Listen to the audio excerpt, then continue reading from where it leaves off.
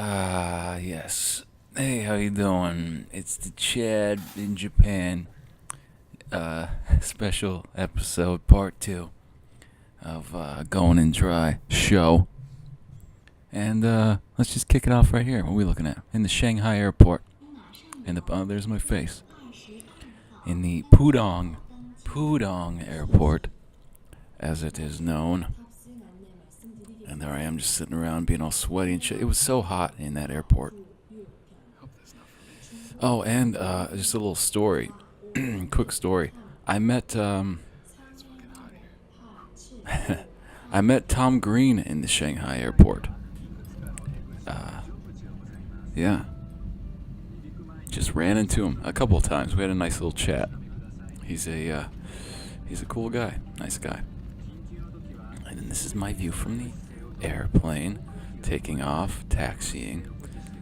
Something that pissed me off though, about as we look at the beautiful clouds here. The Shanghai airport, they have like a separate TSA thing you have to go through. Like right when you get off the plane, because I guess they have different rules and regulations. So, first you go through the TSA. I'm coming from New York. And right when you get off the fucking plane, and you know how rigorous and invasive TSA is in New York. So you go through that, you get on the plane, you fucking fly 13, 14 hours, you get into Shanghai, and you gotta go through TSA again, and they do the same shit. How many times do I gotta take off my fucking shoes? It's ridiculous. Anyway, here we are landing at Narita Airport, or Narita, if you like pronouncing things with the rolling R sound, as they do in Nippon. I mean, I arrived at night this time, obviously, so there wasn't really anything to see flying in. But here I am taking the train one of the trains, one of the options you can take from the airport.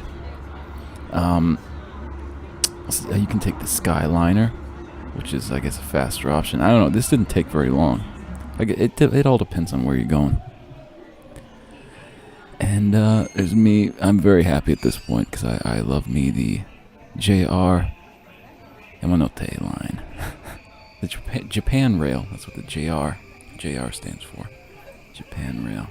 I love seeing that train pull up. It's just little things that I appreciate. And by this time, I got lost, actually, briefly. But then I found my hotel. And what's the first thing I do? Other than call my mom and tell her that the plane didn't crash. I turn on some Japanese TV. And I don't know. Is this supposed to be funny? I'm not positive.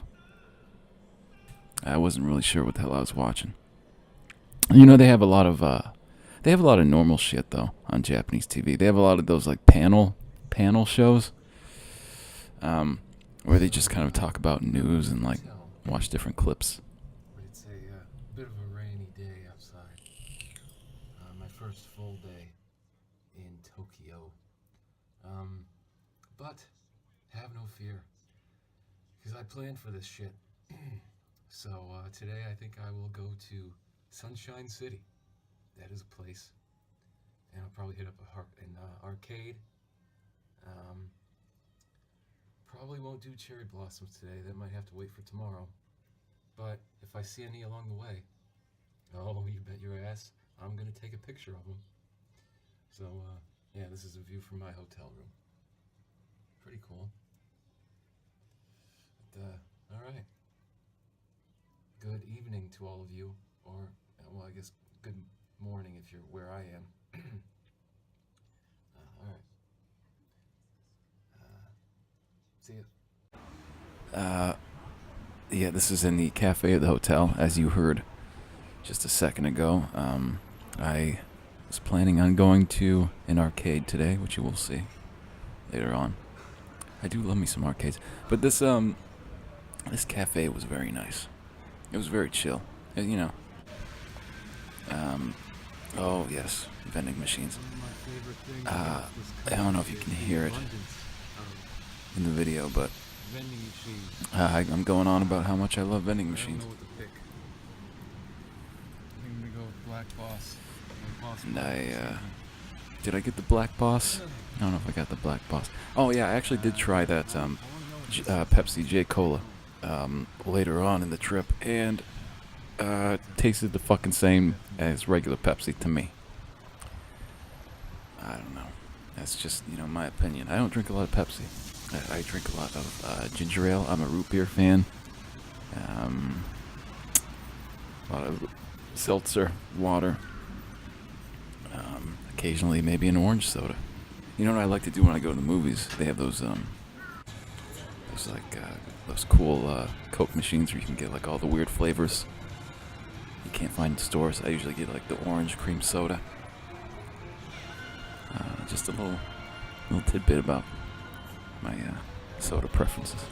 I hear this is Tokyo Hands is in Sunshine City. It's like a shopping kind of complex thing. It's a department store. I picked up some souvenirs there. And this is me walking through one of the many Sega arcades. They have Sega, they have, what's the other one? Taiso? That's another one. Fuck me. There's another big one.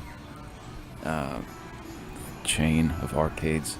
And you have smaller ones that you'll find along the way. Yeah, it's just I checked out a lot of games. I didn't play. The majority of the ones that I played were just like those fucking crane games. They're addictive, very addictive. But I did win a stuffed animal. I won a Raichu. I was very happy about that. After spending like $30 or $40, unsuccessfully. But yeah, it's so cool that the arcades are just like huge there. It's just fucking awesome. It's one of the more noticeable things. If you're in like a big, part of the city, you just see them everywhere. Because in America, the arcade kind of died off. I don't know what, like early 2000s, like something like that. Well, I'm speaking anecdotally, of course. But yeah, I remember the arcade. We had an arcade in my local mall, and that thing like closed down pretty quick. Well, at least when I was I enjoyed it when I was a little kid, and then it just gradually just got shittier.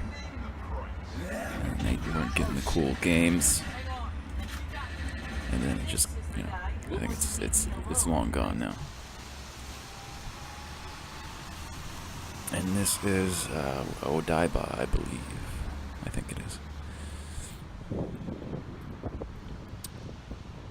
Yeah.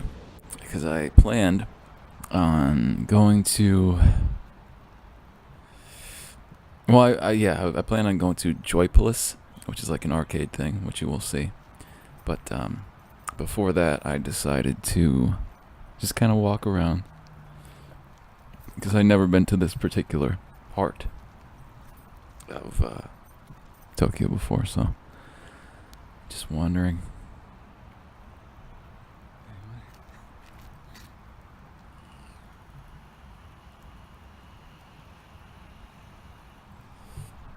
I still don't know if they caught that fucking redback spider. Oh shit. Okay, I will not. Maybe they did, maybe they didn't. Maybe somebody fucking got fatally wounded by that fucking arachnid bastard. Especially in this weather. But I don't know. I should keep up on the news, right? Maybe I'll Google it. Oh, here. Okay. This was within that. I don't know what the fuck was it called. Pallet Town. Isn't Pallet Town in Pokemon? The village. Anyway, this was in that area near where that giant fucking Wonder Wheel Ferris wheel thing. Yeah, this is like a was it a Toyota like exhibition thing, but it's open, I guess, year round. I don't, but like they just show off the history of the It's pretty neat, though. of the manufacturer. Fuck me. A bunch of different cars, concept cars. It was pretty neat. It was nice to stumble upon because, you know, it was raining and it was kind of gloomy outside. So, see, now this one, I'd buy this in a heartbeat if I had the money. I'd totally ride around in that fucking thing. And then they had this little game. See, that guy just killed his entire family because he wasn't driving safely.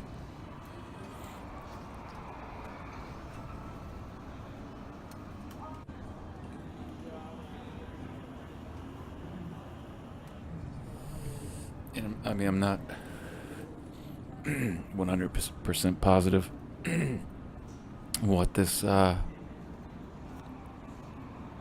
was. Some kind of virtual reality experience. I guess, I don't know, does it like take you on a little drive? I don't know. I didn't do it. I was on the move. I had shit to do. But hopefully, you know what I hate is that you see all these cool concept cars, but you know, all the cars you see on the road are pretty, you know, generic looking. Because that's what people want. They don't want cool looking shit, I guess. But I don't know, why can't they just make a car that looks like a Lamborghini, but doesn't cost as much? I don't care. I just like how they look. I don't need to go 200 miles an hour. I live in fucking New York. What am I gonna... I can barely go 20 miles an hour in this fucking city. This is a nice little like harbor, like shot here. Still you know, cloudy, but it's nice, right?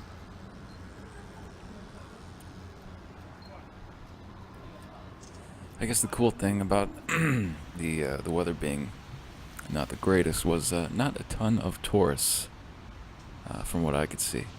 Oh, now I'm making my way up the escalator to.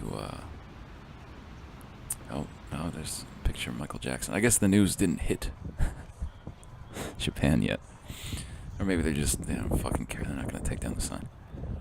This is making my way to the that Joypolis thing. I think that's how you pronounce it. I don't know. And it's like a it's like almost, I don't know what I'd call it, like an indoor amusement park. But they also have games, like video games. They have VR stuff. And it's super Japanese. I don't know how to describe. If I don't know how to describe something that I've seen in Japan, I just go, it's fucking super Japanese. But it's great. A lot of fun. And there's a, I don't know if you can see the track. There's like a kind of, it's almost like a roller coaster / game.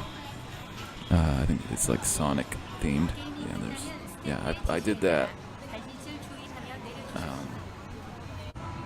That was fun. Anybody see the trailer for that Sonic the Hedgehog movie, by the way? It's not looking too good. I guess what do you expect, really? The games haven't been good for like what, 20 years, or something like that. 15. Oh yeah, this thing was cool. I was at first I had no idea what the fuck it was, and I'm sure you don't either. But I don't know, it like keeps score somehow, and it like swings back and forth. It's gonna start doing that at some point. So. And you have to like spin it around. I don't know if you just kind of use your feet or use your body to kind of make it spin around. And the more spinny you can make it, the more points you get, I guess. I don't know. I'm still not completely sure. But yeah, I mean, it looks fun. I don't know. Of course, I wasn't with a friend. So, yeah. couldn't get the full experience, I guess.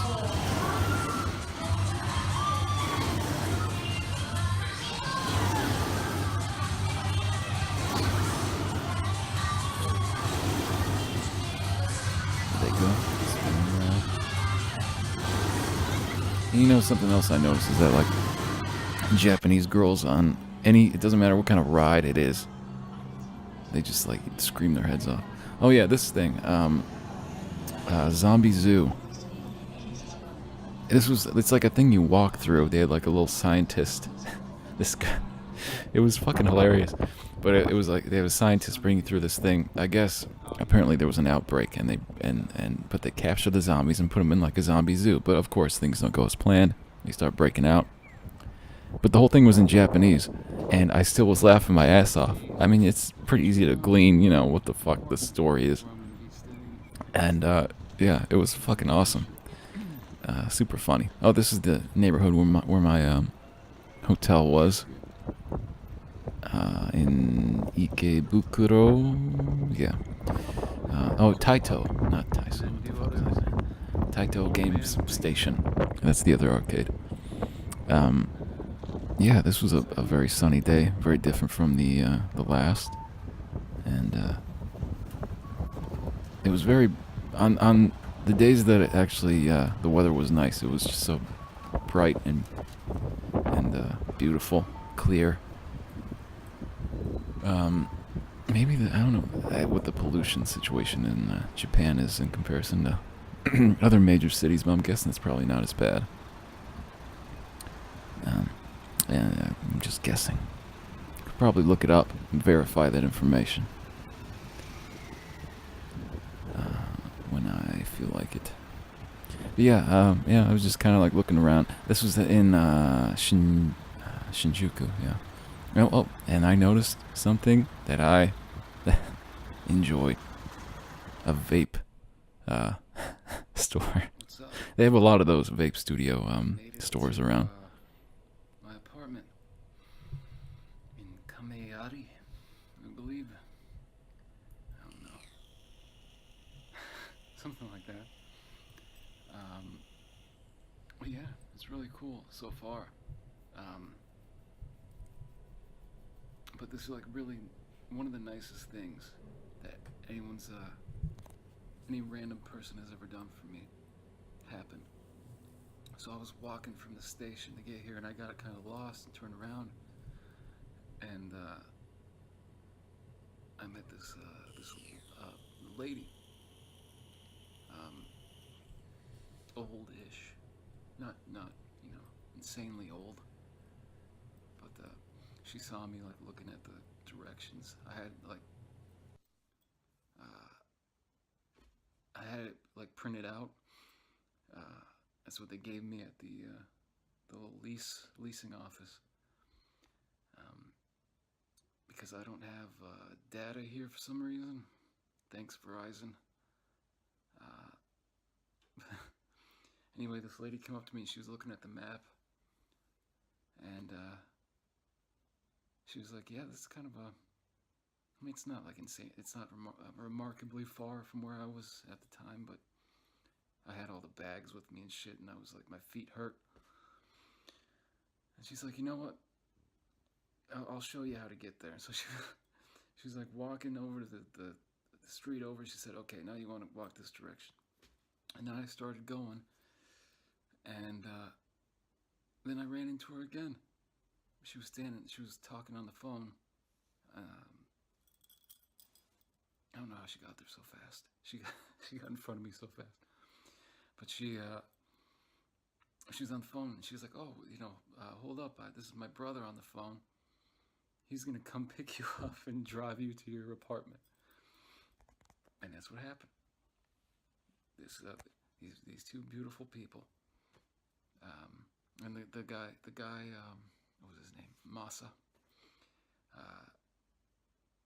Yeah, he drove me here. And he's like, "If you ever need anything, just give me a call." And he gave me his phone number.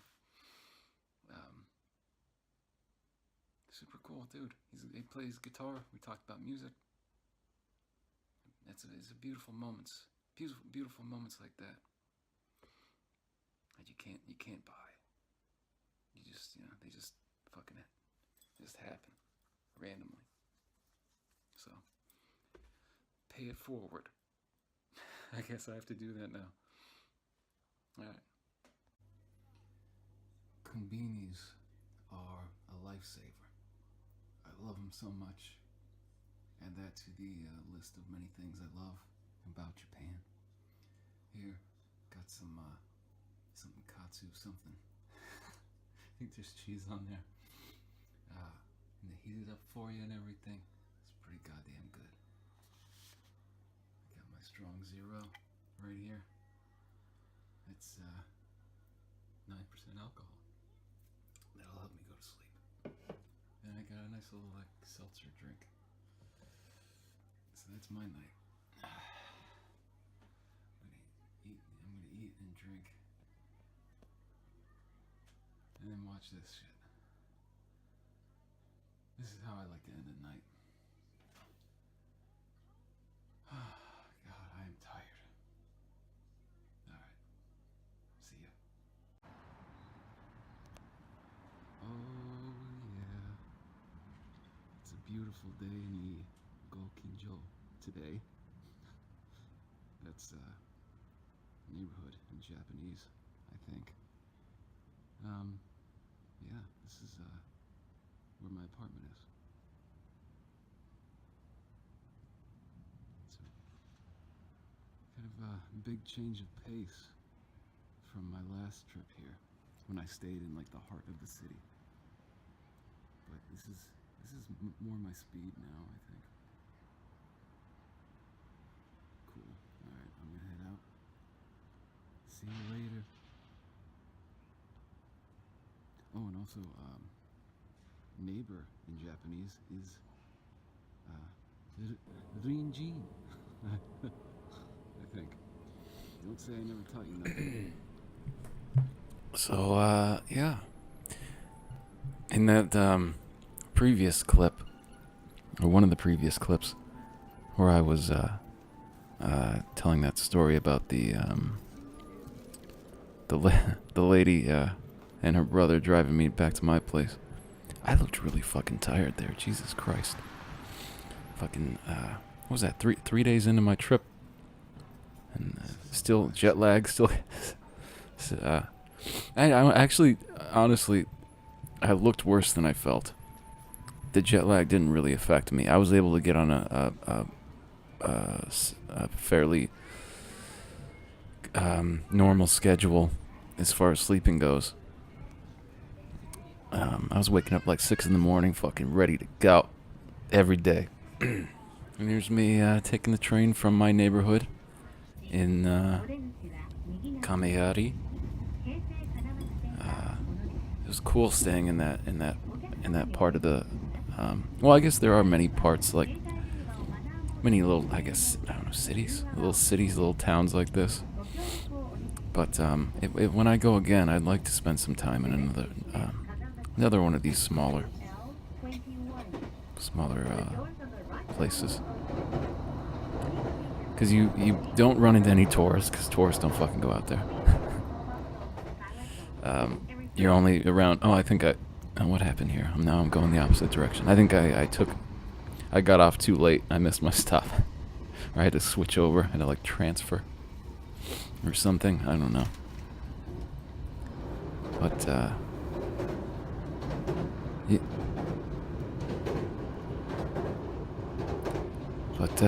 yeah. Yeah, it was a nice little place. I like the small towns. I've said before how much I enjoyed getting that smaller town perspective on things. I really did enjoy it.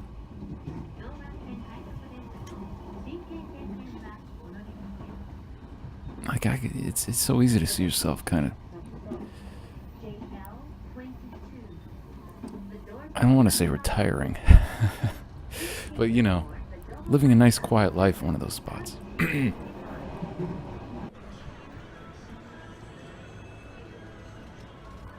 And here's me back in Shinjuku. I believe this was the day I decided to visit Golden Guy, which you'll see later, a little later on. Oh, is this? No, yeah. I'm close. I'm close. I'm near. I'm close to it. It's just every street, every side street is just filled with just stuff. Little stores, little shops, little restaurants, little bars. There's just there's something everywhere you look.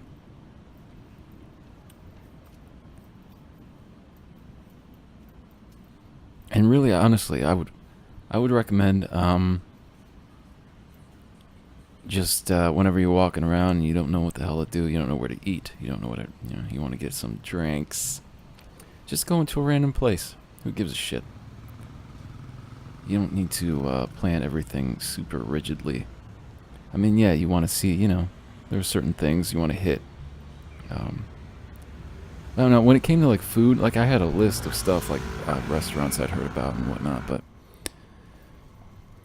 I wasn't necessarily super tied to that,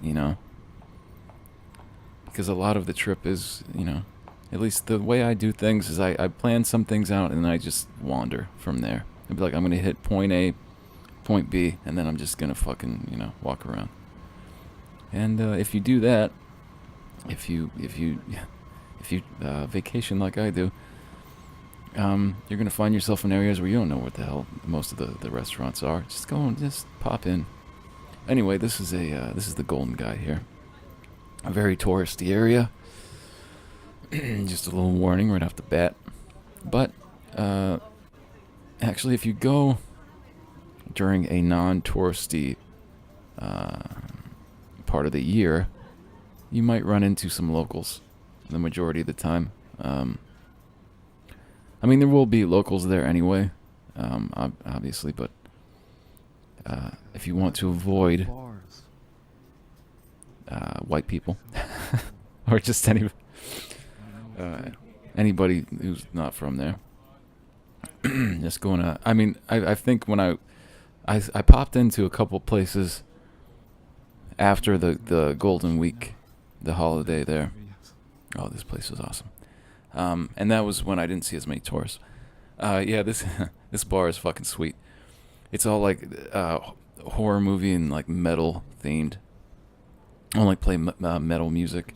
It's really tiny, like most of the bars are in Golden Guy. But yeah, the dude there was the bartender or owner / bartender. Dude was cool as shit.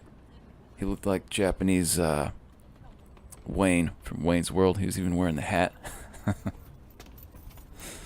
Yeah, cool guy.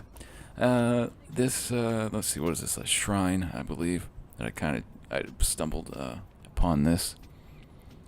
I'm not positive what the name is, but you'll find on your journey, on your adventures, they have these things all over the goddamn place. There's shrines everywhere.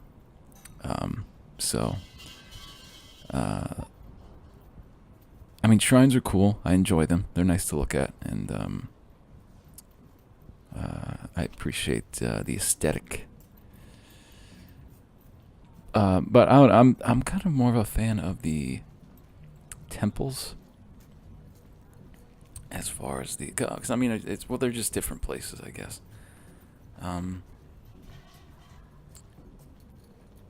But I the bigger the structure. Actually, maybe I should retract what I just said. Castles are probably my favorite. I love castles. Japanese castles, I should say. Japanese castles are the shit. I just love how they look. And, yeah, I was just kind of walking around here for a minute. No clear objective. I think I was just killing time because my deathmatch bar was not open yet. I think most of the bars on that Golden Guy in that area open around like 8 p.m., 8 p.m., something like that. So I was just kind of chilling, until then.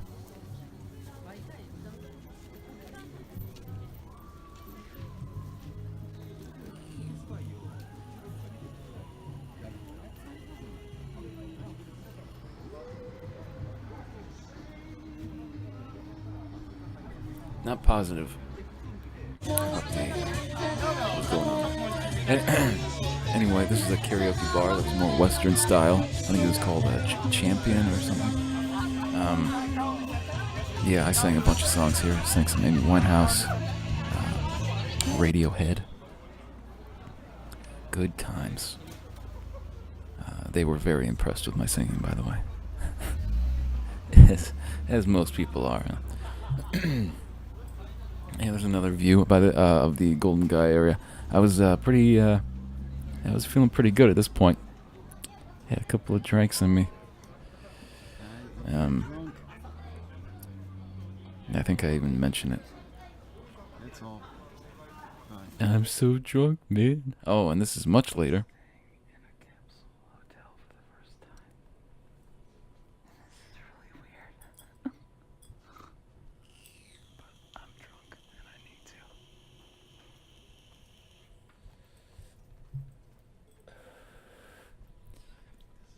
You can hear me whispering very politely.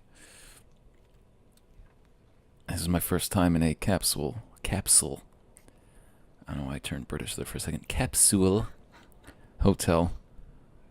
Yeah, it was weird. It's cool though. And there. Oh god, I'm a mess. What am I doing with my hair? A little sooner than I expected to be. Yeah, I did. I was almost giddy at the fact that I was staying in a capsule hotel because I wanted to at some point. I didn't know it was going to be this early, but you know, I was drunk as shit. I didn't feel like taking the train all the way back to my place because it was kind of far. And plus, I would have had to wait. I mean, this is way past the train. When the trains stop running at like 1 in the morning or 12, whatever. So I would have had to wait a bit. But yeah, I had a little TV in there. It was plenty of room, you know. I could fit my whole body. This is my life.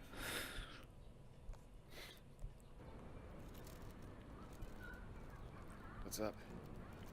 There's that me eating some onigiri. Yeah. Last night was interesting, huh? Which I ate every morning for breakfast, by the way. That and I'd get a coffee. And I slept in a That's capsule. probably one of the reasons why I lost weight. I was eating very healthy. I mean, for the most part. One thing I do remember. Occasionally, I'd get me some Japanese McDonald's, you know. When I was looking for the hotel. I tried Japanese pizza as well. In the street. Interesting. singing know, with it some wasn't- guy who was, like, It was probably my busting least favorite thing that I had there, but it and wasn't this is a bad. country road. It was just, you know, So, their version of it. I'd be kind of annoyed if I went there and they just had like It's Brooklyn like 10 style o'clock pizza. here. I'd be like, what the fuck? Japan, I'm. and, I'll never understand people who travel places and they want things to be exactly the same. I'm gonna go to a park now. But you know, they They make an effort. You know, they don't have to. They don't have to have pizza over there, but they make an effort, and I appreciate that. And yeah, I was a little hungover, but I decided I was gonna go to Shinjuku Gyoen National Park. I believe is the full name, because the cherry blossoms were in their prime blooming state. I don't know what the fuck, but yeah, it was a perfect time, perfect day. It was beautiful weather. I mean, it was actually pretty hot on this particular day, but you know, obviously all I had were the clothes on my back. So I had to wear that fucking. I was wearing like 3 layers of fucking. It's like almost 80 degrees. But despite the fact that I was sweating my balls off, I was having a great time. Look at it.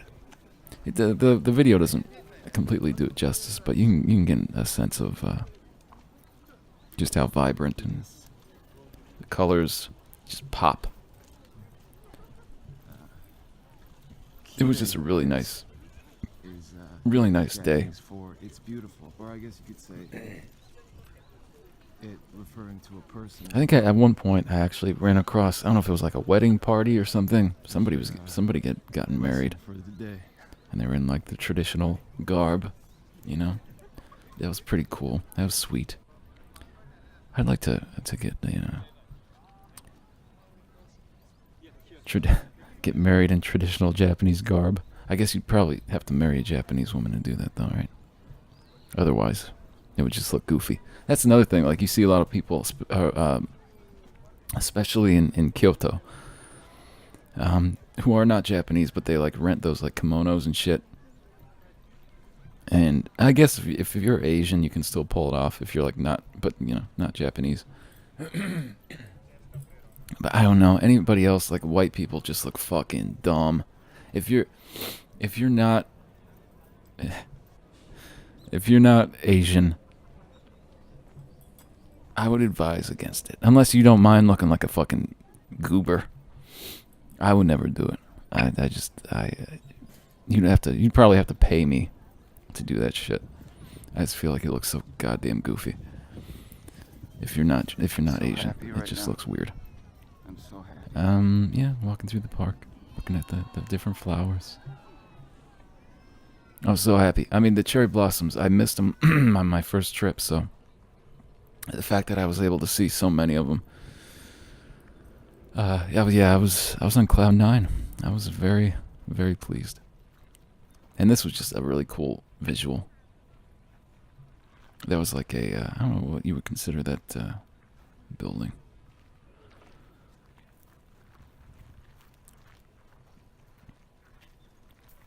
And all the little, I don't know, call those pools or little bodies of water. They all had like koi fish in them swimming around. It's pretty neat.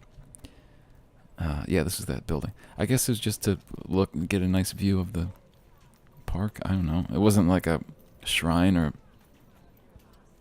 I think they did. They might have had some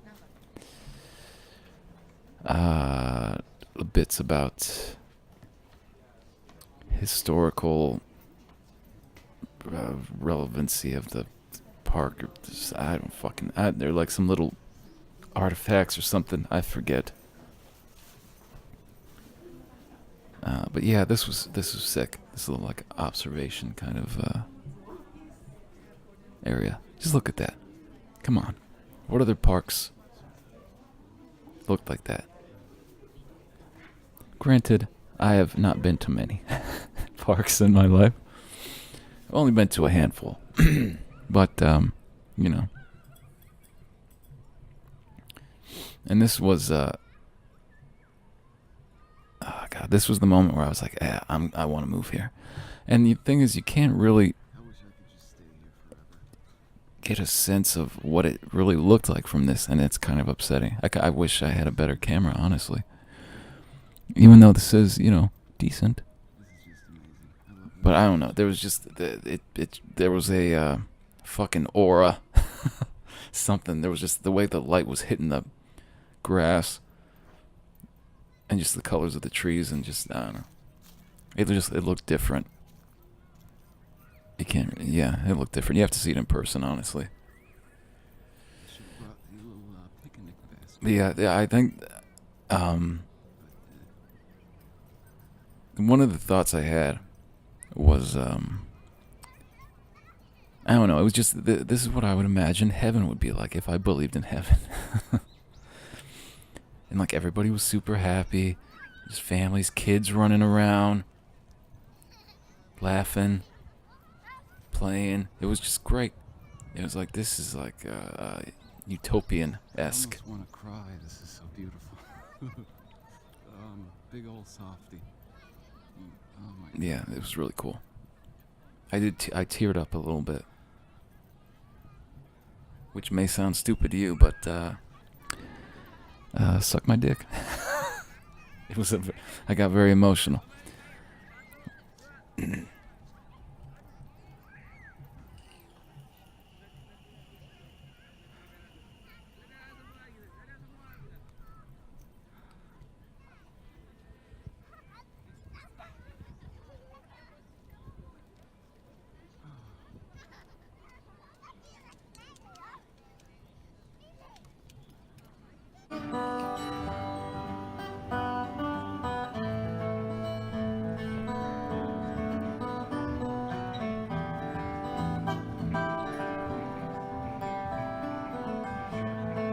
yeah, I kind of came upon this chick playing guitar, and I was really digging the sound. I actually bought one over CDs.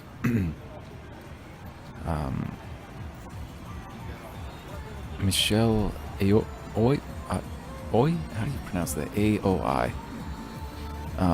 Yeah, it's cool stuff. It's like all instrumental. But yeah, I dig it. Check it out. Yeah, and then let's see. This was, I don't know if this was the same day or maybe the next day, but I went to Akihabara, the weeb capital. This is the spot where all the weebs go from the U.S. No, it has all the anime stuff, the otaku shit. I mean, I would consider myself a fan of some anime. Some of that stuff, I'm not as hardcore as a lot of people, but I do enjoy hanging out in this part of the country. And it's actually not that big of an area. It's like it doesn't take up a huge. It's kind of condensed. To pretty much what you see in this video. I guess what would it be, like a few blocks, New York blocks. But there's a lot packed in there, and they have like I went to a maid cafe here, which was interesting. Which one did I went to? I think it was called Maid Dreamin'. It was like one word, Maid Dreamin'. I don't know. It looked like Maid Reamin' to me, which I was like, ooh, it's a little risque, yeah. But yeah, they have little theme cafes. There's what is that one? AKB 48, whatever the fuck. Yeah, it's a girl group. They have 48 members. They just keep changing them out. When they hit 21, they just fucking put them in a fucking meat grinder. Put them, and they fucking grab another like 12-year-old off the street. I did not go in that one because they don't have Wi-Fi there. So fuck them. But I did go into the Gundam Cafe, which I didn't know Gundam has been around for so fucking long. It's been around since like the 70s. It's still going strong. Yeah, so I went in there. I got a little coffee, a little latte, and had like the Gundam head like in the foam. It's pretty neat. And they just have like all the openings or intros to all the every single like iteration of the show throughout the, I don't know how many years is that, 40-something year history of the show. They're just playing that on TVs there. So that was cool, because there's a lot I didn't know about the show. I mean, I know of it. I know what it's about, but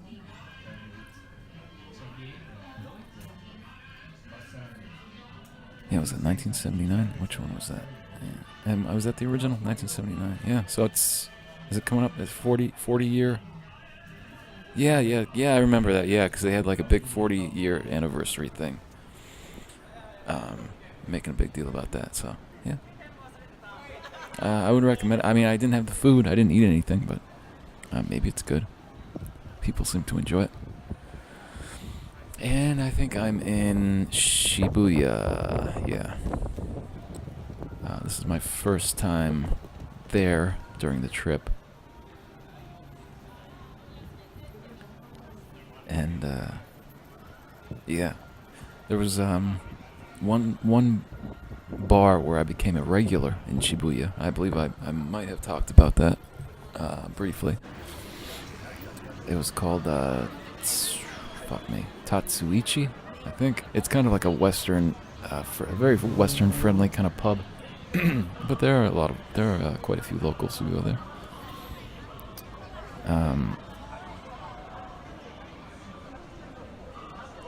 And yeah, that was a good time. I went there like that was usually my first stop before I would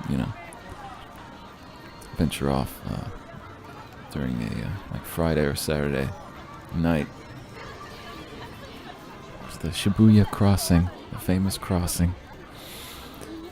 You know what annoyed me is I would occasionally see like people on vacation. They would just like stop and take a fucking photo. It's like, could you just keep it moving? Jesus Christ. And of course, Japanese people don't say anything. Most of them, anyway. But I just want to be like, could you just... are you gonna... Why the fuck are you stopping the flow of traffic? You know how many people cross through this fucking thing?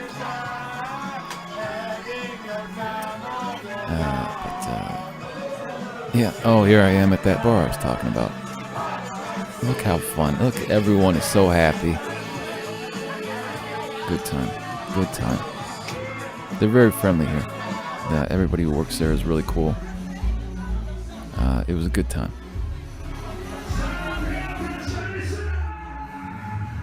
And, oh, this is later on in the night, obviously, because I forgot how to hold my fucking phone.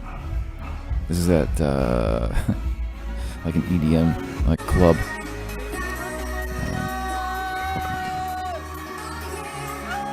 I guess in my drunken state, I thought that would be interesting to do. And then, okay, I remembered how to hold my phone properly.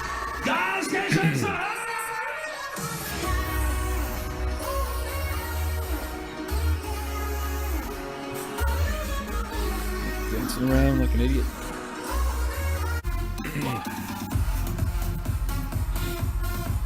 I met some nice ladies at those clubs. Had some good times. Oh, there's no. Well, even later, as you can see, people are jumping around. Fucking seizure-inducing light show going on.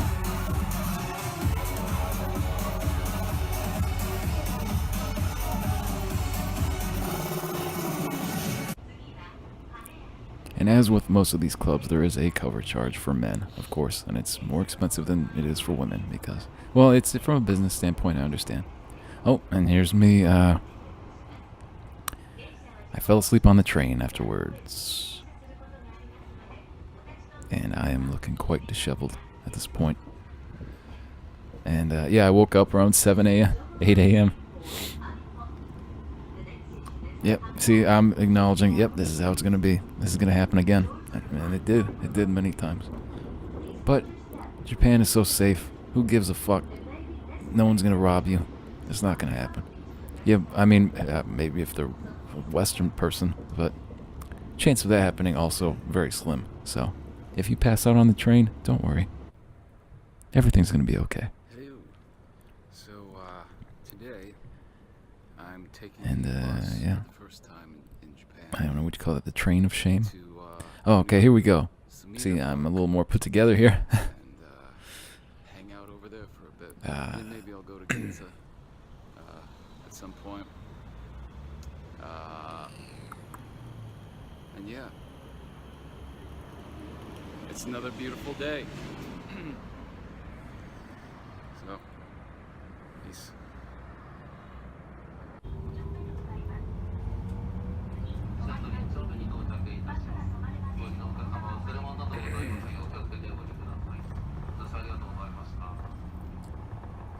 And yeah, that was me again.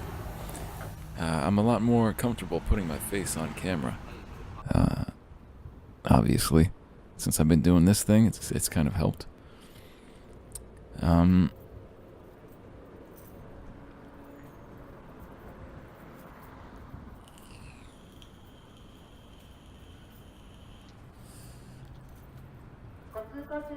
And this is the entrance, or one of the entrances to Sumida Park. A nice little park. I enjoyed it. Had a good time watching this lady power walk. Yeah,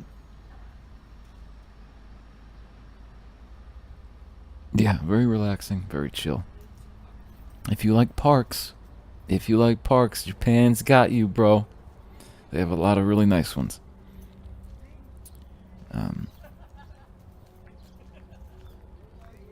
There was some construction going on here. I don't know if they were repairing or some kind of like shrine-ish looking thing while I was there. I didn't get that on camera, but it was off to the right side, whatever.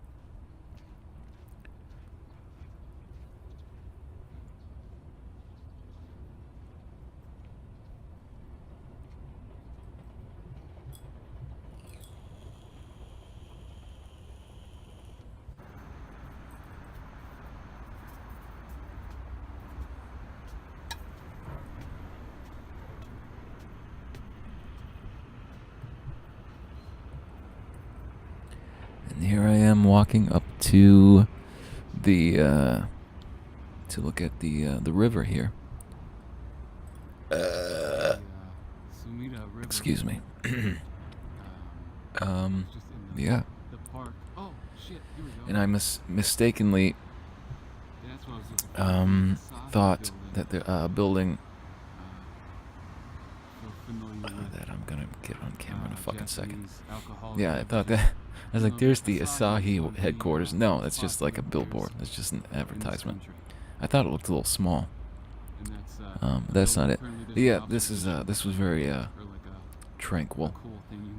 It was nice to just kind of just hang out here for a bit, look out at the water, and there are little boats you can take.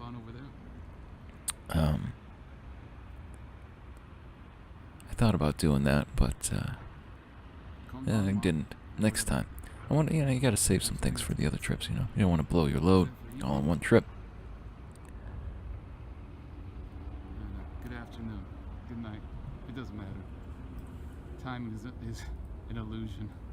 Oh, I think I might get on there. Oh yeah. Got it. Bye.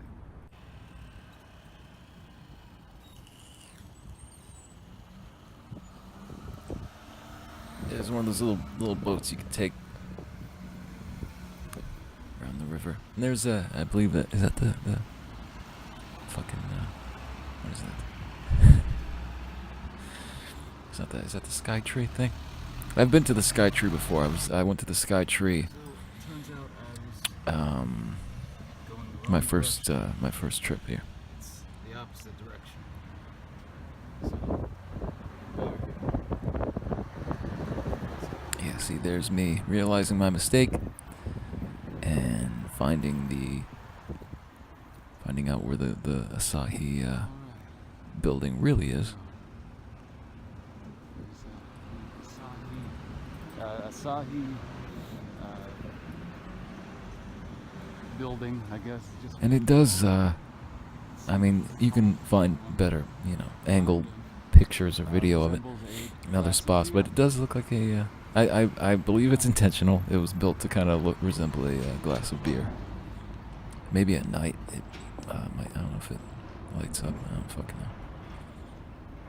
Can't really tell from this angle, I guess, but just trust me, it does.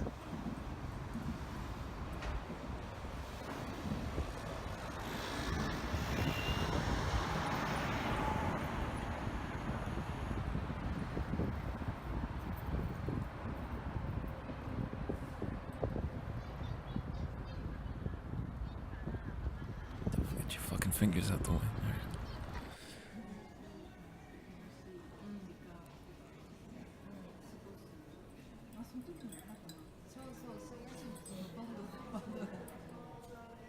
I did not actually drink a ton of beer on this trip. As you see, this is the top of the Asahi building. You get this great view of the city. But yeah, I mean, I had some beer here, of course, because obviously, I mean, what the fuck? You gotta. You just gotta. There I am, my beer. I'm a fan of the Asahi beer, But I mean, they have like Japanese like craft beers, I guess. But I had the what else did I have? Did I have the Sapporo? I don't know if did I have Sapporo? Kirin Ichiban.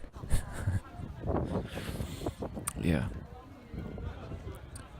And most of the time I drink sake, to be honest. I drink a lot of sake and vodka. because I was watching my figure. Another reason I probably lost weight, and I'm trying to keep on that. Whenever I go out drinking, yeah, I'm toning down the whole beer thing. It's like, do I want to drink like 5 or 6 beers, or like 1 or 2, mixed drinks? They have the same effect, so. And you don't get that gut. I don't want to have a beer gut. That's like the worst. That's like the most unflattering things physically. Yeah, no, I don't know. I guess there are like some women find that attractive, but I don't know. I kind of gave up doing shit for. It's like, I don't give a fuck. I'm trying to feel good. I don't want to have that thing just like fucking jiggling around under my shirt. Yeah, this is a. I forget the name of the temple, of course. But this is something you do before you go in, I guess, to cleanse. I don't know the exact reason, but you like pour the water on your hands and.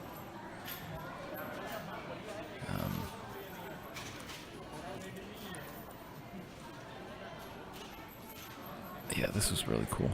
Well, maybe my opinion has changed. I'm flip-flopping. Do I like I mean, yeah, temple. I really do dig temples. They're really interesting to just kind of wander around and just look at things. And you learn some stuff about the history of the country.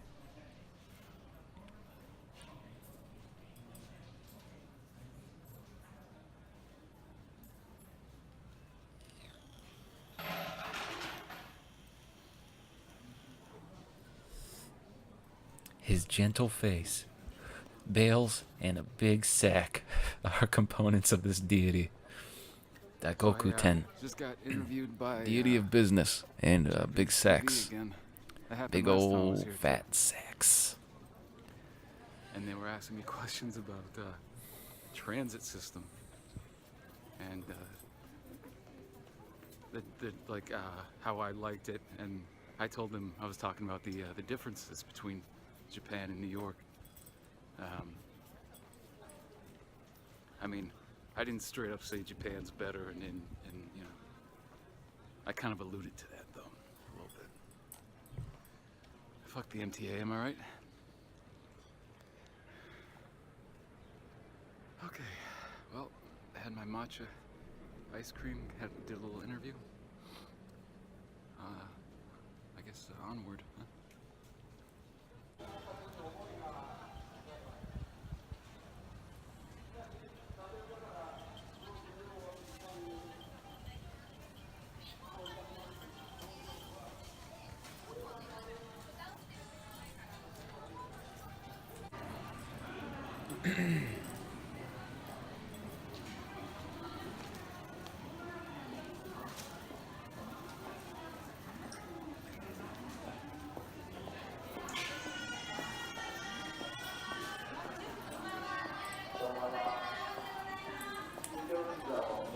That you'll see these every once in a while. These kind of long corridor, like shopping plaza things.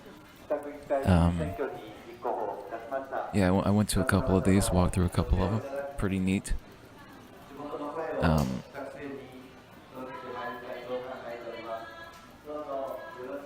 You know, for long periods of time, you know, I'd be walking around and subsisting solely on it's like street food, meat on a stick. And that guy who was on the microphone, if you spotted him, I believe, if I'm correct here, that he was it was something for like a politician. There was like some kind of election coming up, local elections. So there was a lot of that, and this was that building you just saw was like a kabuki theater. They did not have a show at the time, was a little bummed. I kind of want to see that. But again, next time. And here I am back again in Shinjuku.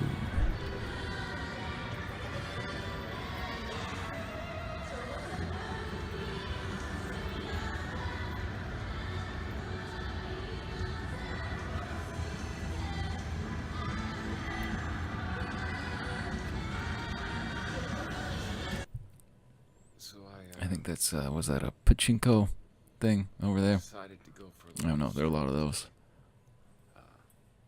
around the hood. And because I wanted to get more of a perspective on the little towns, the smaller communities, you know, get away from the metropolitan kind of aspect of things. And so I did that, and I walked pretty far, and I got lost. And my phone died. So I had really no clue where to go, and I wasn't about to take a taxi because I didn't want to pay money for that shit. They're actually pretty expensive here. So, yeah, long story short,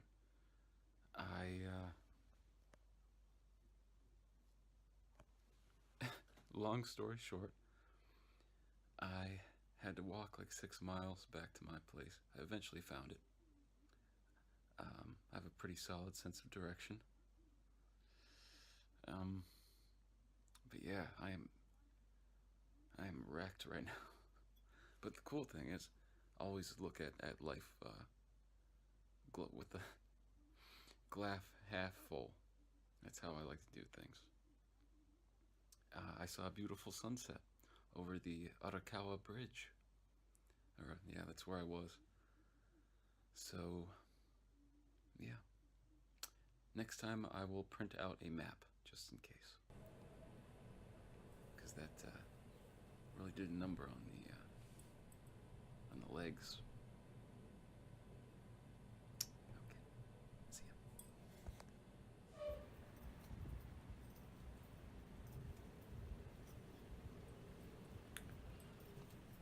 And this is the beginning of a long journey to an area that, well, actually, I initially when I planned out my trip, I wasn't dead set on hitting up this particular place, but because I it was ill-advised. It would be ill-advised to. I'm just gonna say it. I wanted to hike Mount Fuji, but at this particular time of year, it would be ill-advised to do so. So I went to a little a town that was really close to the mountain, near Lake Kawaguchi.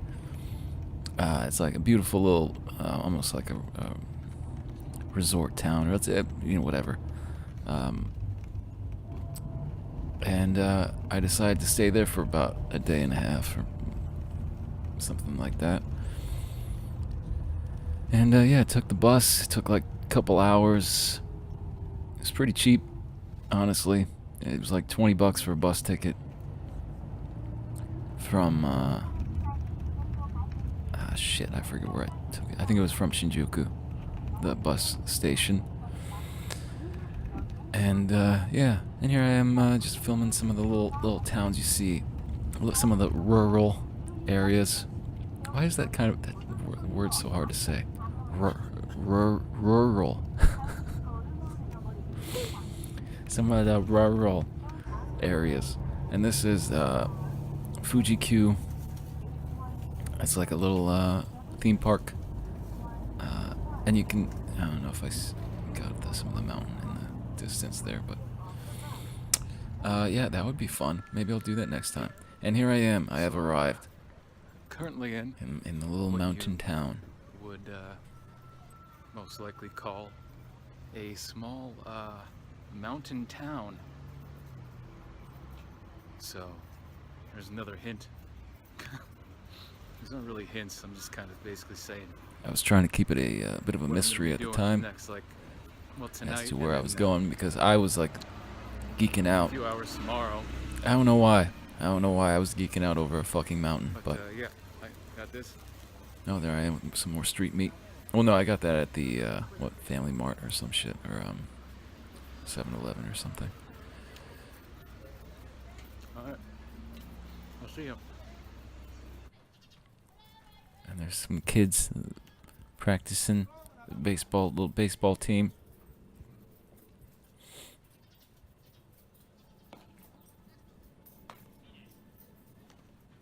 Hopefully they did not think it was weird that some tall white guy was filming them practice. And yeah, there's the mountain. I mean, I get a much better view of it later on, but yeah, I was I'm on my way. But being a bit of a I'm getting such a dad feeling boner. right now. Is it I'm getting one or I am one? One of the two. not as bad as some are, but I was kind of, So you know, cool looking. I was Doing excited. justice. All right. See ya.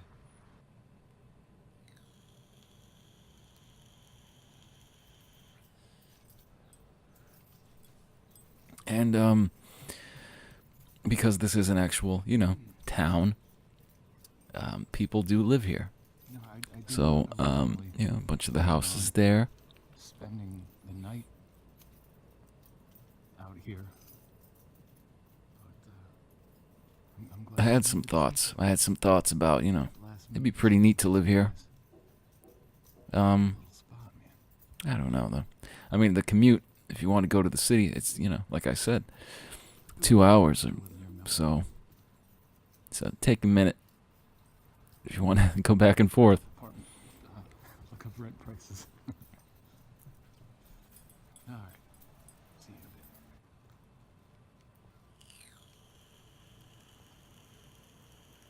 Oh, this is pretty. And there's the lake.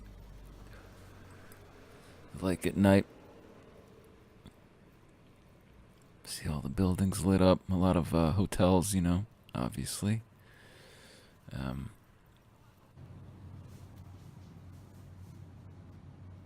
kind of want to buy one of these right now, but I also don't want to look like a pervert.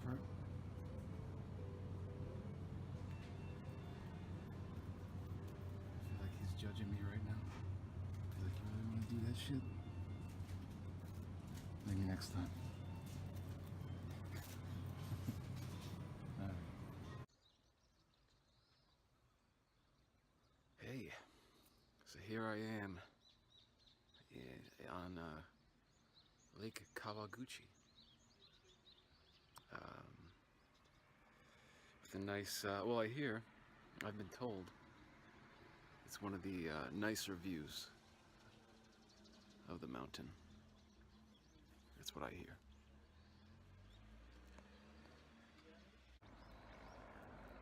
It can get a little chilly in the morning time. I think it's in the 50s right now. But it'll get closer to 70 as the day progresses. But, you know, make sure when you come up here, which I highly recommend you do, make sure to bring a jacket. I sound like a grandmother. Make sure to bring a jacket. So you don't catch a cold. It's like, Grandma, it's not how colds work. They're caused by viruses and germs and shit. Your science is flawed. But alright. I guess I'm gonna go jump in the lake. I don't know. I'll talk to you later.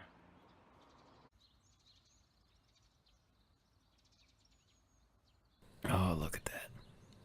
Look at that beautiful sunrise over the hills there.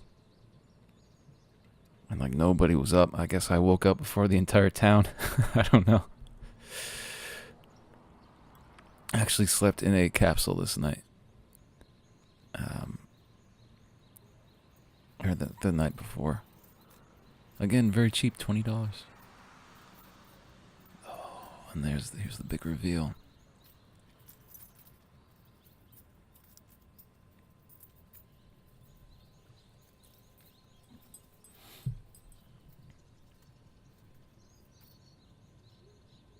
I mean, come on, look at that majesty.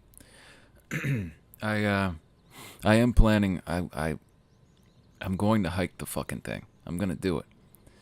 I don't know if it's gonna be a pleasant experience, but you know, at least I can say, hey, I hiked a fucking mountain. What have you done with your life? But yeah, I don't know. Next year, maybe next year. I don't know. I'd have to do it during like the summer, June, at least at the earliest, I guess. There's another beautiful shot of the lake there.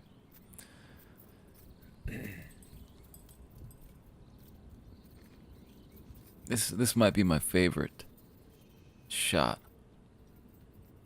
of the entire video. Just I don't know, it's so pretty.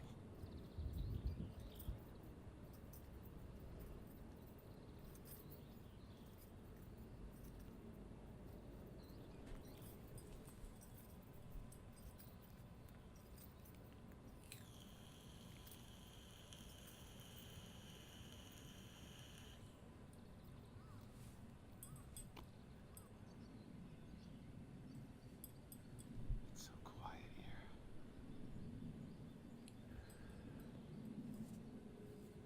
I love it. Also, there's where they taped the Tonight Show with Jimmy Fallon over there. I didn't know he was Japanese. But you know, that's what happens when you travel. You learn new things, become a little more, you know, cultured person.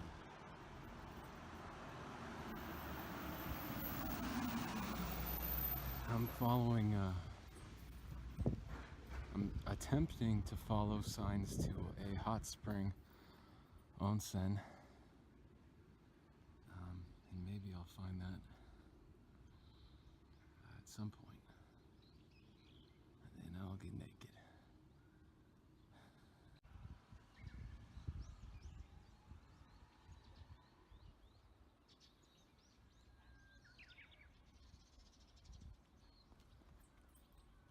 Look at that thing. Can you imagine trying to climb that? I mean, it's prohibited this time of year because, you know, obviously there's like still snow and ice on there. I'm guessing the summit would be especially dangerous.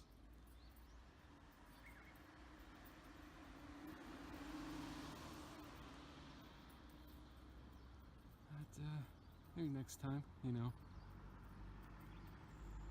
give it a shot.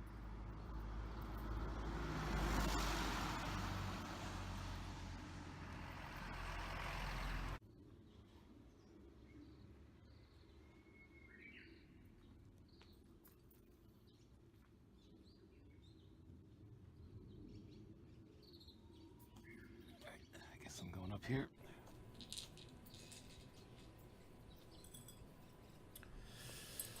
This is another like shrine that I randomly stumbled upon.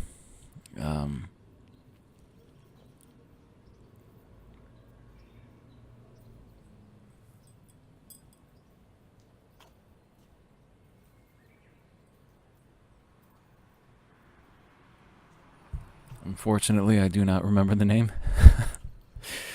As is the case with many of these things.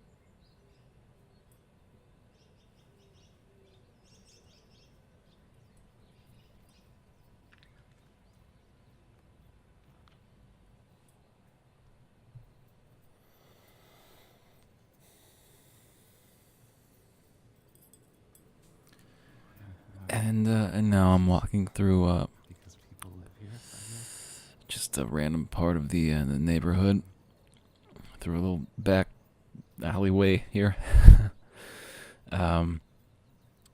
Hopefully did not disturb anyone. I'm not bothering anybody. I know at one point coming up here, I don't know, there was a little girl who like passed by and she was staring at me. It's probably like, what the fuck? She went home and was like, there's some scary fucking gaijin walking through this cemetery. I didn't walk through the cemetery, but I did look at it for a bit.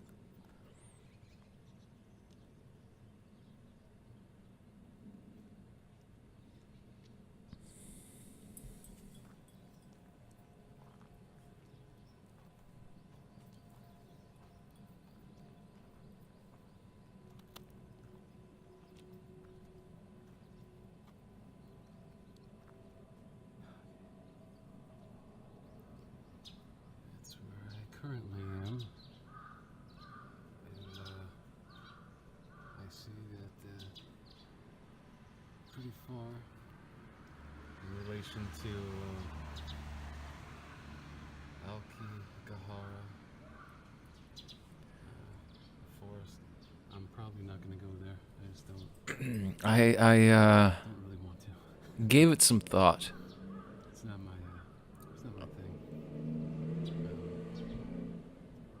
I highly doubt I would see anything. But I gave some thought to walking through, or not walking through, but like going to check out Aokigahara, the forest there. But as many of you know, it's commonly referred to as the suicide forest because a lot of people have committed suicide there. And I knew for a fact that I was not going to. I was definitely not going to walk through the forest, but if you choose, I thought, well, should I go over and check it out? Nah. I elected not to do that. goofy ass looking duck boats. I mean, you have to be able to rent a regular boat, right? I don't want to ride around in a goofy fucking duck boat. And I can't swim either, so they'd have to give me like a life jacket and floaties and fucking flippers. Fucking just put me in one of those old-timey diving suits, and then I'll go out there. I'm not confident in my aquatic abilities, but this is very majestic. Kind of want to stop in Fujiyama Cookie, but they're not open because I had to wake up at like 5 in the morning like an old ass man. But look at it. It looks like the mountain. It's adorable. I want that. And I can ride up this thing.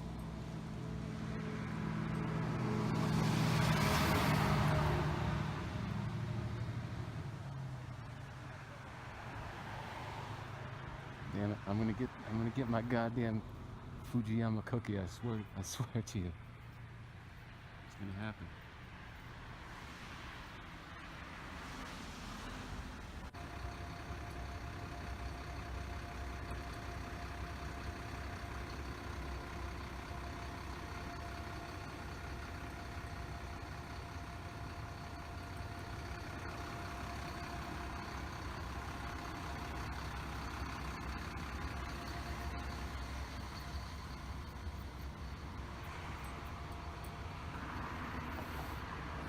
And this was another little shrine, but there was a off camera. You can't see. You can probably hear it. There was like a bus stopped here with a bunch of Chinese tourists, old people, and there were, one of the ladies was like doing some kind of like Tai Chi shit, which I thought was funny. But hey, maybe that's how they stay young, you know. Just had myself a pork bun, which was mighty fine. It was convenient food, but still tasty. And now I'm just relaxing out here.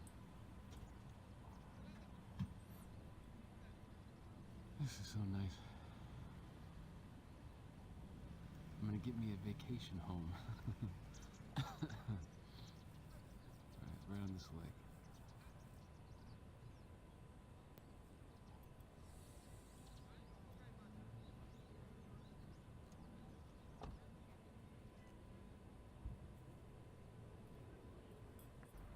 Oh yeah.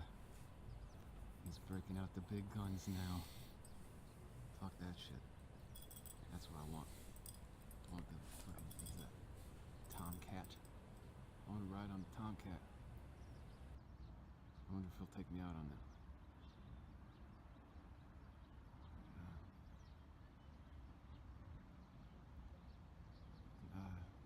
Mr. Boatman. Boatman. Sama. Take me out on Tomcat.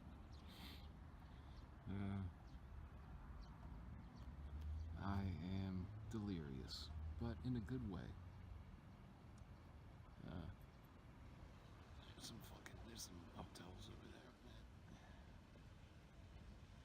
Cool. Ooh, look at this. You can see where they make some sake. 500 yen, ain't too bad. Would you get to taste it? I hope you get to taste it.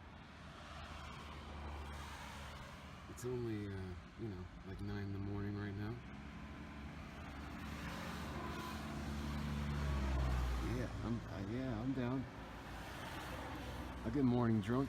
I'm on vacation.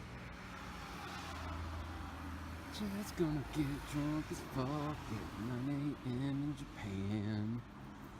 Drinking sake till he pukes. He's gonna fall off a cliff, yeah. Probably gonna get lost again. Walking around in fucking Fuji, wherever I am. Drinking sake on the street. Cops gonna arrest me and beat me, yeah. Put me in the jail for an indeterminate period. Beat me with bamboo and some other shit. Getting drunk in Japan. That's I'm working on that one. The melody needs a little retooling, but I think there's some promise there. All right.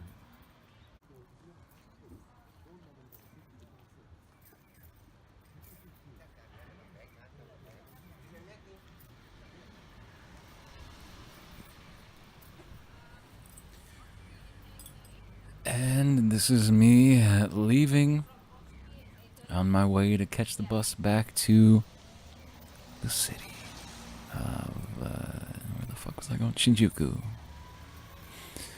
Yeah.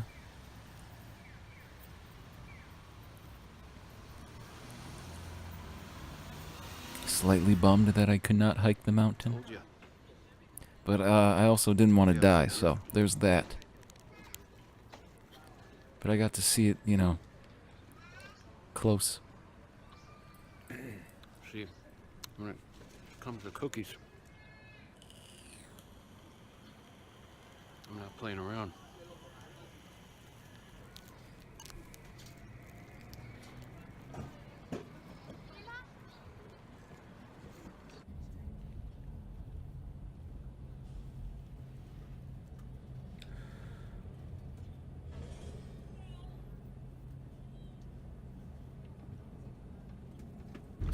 Well, one last look. One last little look before we leave.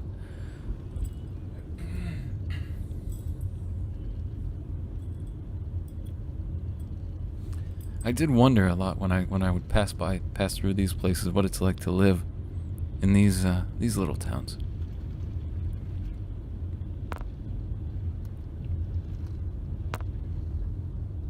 I bet it must be really fucking quiet there, huh? I would enjoy that. So this is what I do when I get home. I have to sift through and organize all of this bullshit because Japan loves its coins. You know, vending machines and whatnot. So what do we fucking got here? You got a bunch of these ones. This is just for your knowledge. If you come here, these are worth shit. This isn't even worth a penny, U.S. This is like a 8/10 of a penny. So out the fucking window with that one. You got really all you need is the 100s. Got the 100s. That's like $1. Got the 10s. Okay, these fucking things. Nobody takes these. They're fives, I guess. Nobody takes them. So fuck them. We got, what is this shit? I got a U.S. dime in here. How the fuck did this get in here? This ain't mine. Don't want that. I'm not gonna convert a fucking dime. Okay, so, you know, go through. I got 1, 2, 3, 4, 5, 6. I might have $10 here actually. Oh, look. Guess I'll buy a couple beers with that. I'm gonna need them after I fucking. This is what my life. It's supposed to be vacation. What am I doing? I'm sorting change. Japanese tourism ministry. You need to sort this shit out once the Olympics comes around. All right, no, none of these. Just phase them out. Get rid of them. Melt them down. Make fucking knives out of them. I don't fucking care. I don't want them. I don't want to see them again. I don't use them. I don't want them. I don't like them. All right, that's my rant. That's the only negative. That's my one negative. My one criticism being here. This first, what, like 8 days or 9? I don't even know. So, there you go. Oh, here I am again. I'm at it again, partying. And I swear, if you can catch it, she looks at me. Oh, yeah, there it was. She looked and smiled at me. You see that shit? She was feeling it. She was feeling the Chad fever. I did not talk to her, though. I don't know if you're allowed to talk to the dancers. I don't know what's off limits here.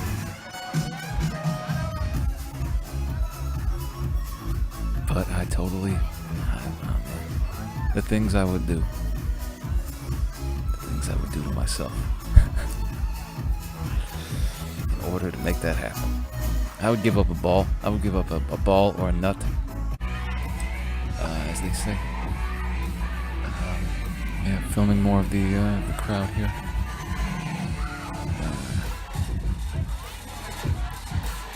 Some fucking white guy. Yeah.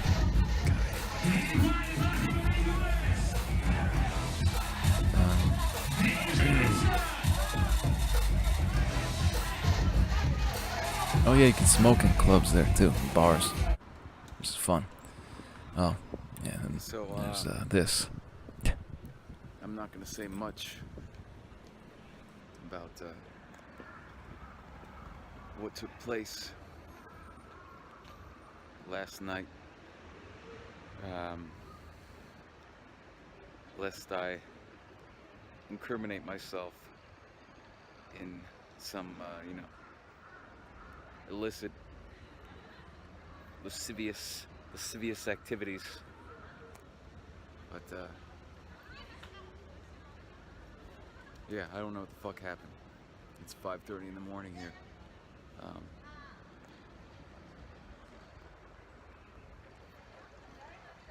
Just know, I'm gonna give you some tips.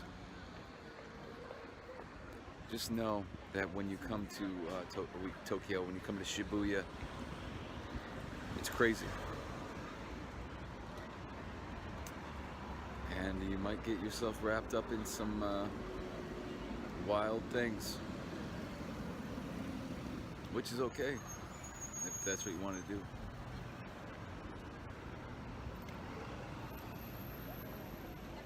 But I feel kind of dirty right now, so I'm gonna go home and take a shower.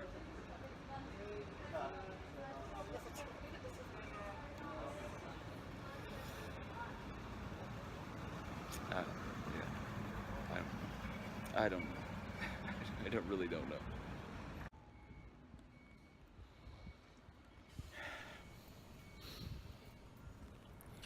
As you can see, I was slightly ashamed by what took place. He was happy about it, though. You know, I don't give a fuck now. If people want to judge me, go right ahead. It will not affect me in the slightest. I was on vacation. So on to the next thing. This was the day that I decided to go to a New Japan wrestling show, and it was the shit. And it was located near the Tokyo Dome in Korakuen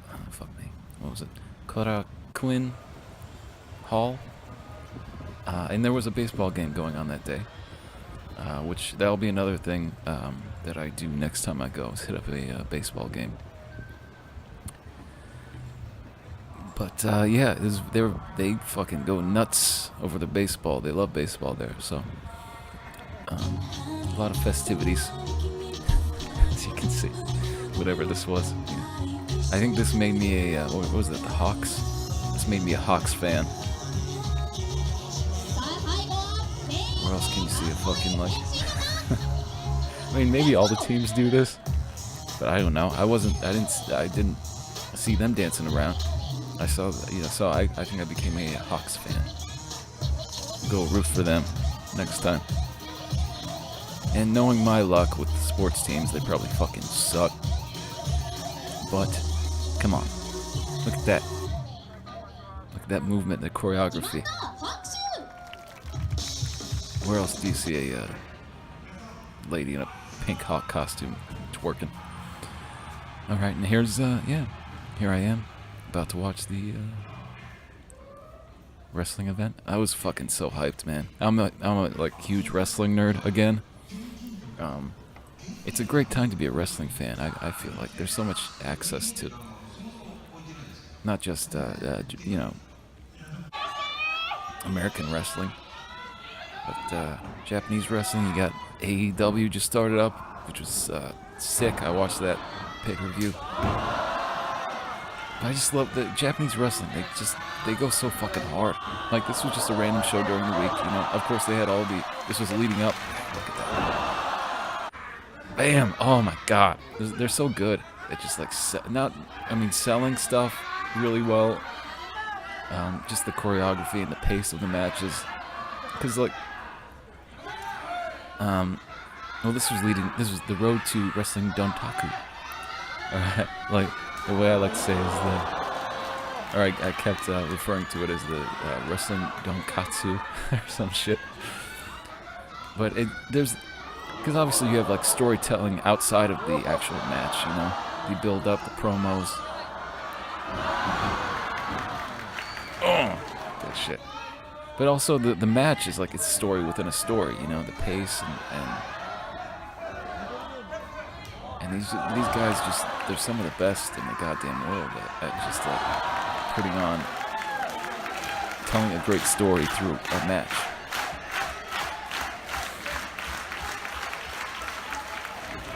And this particular show has been long since been televised, so I think this is okay that I post this.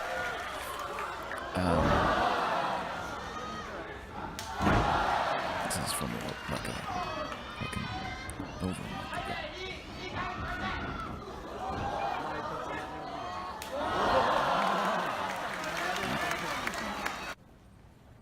Actually, there was also before that there was a match that had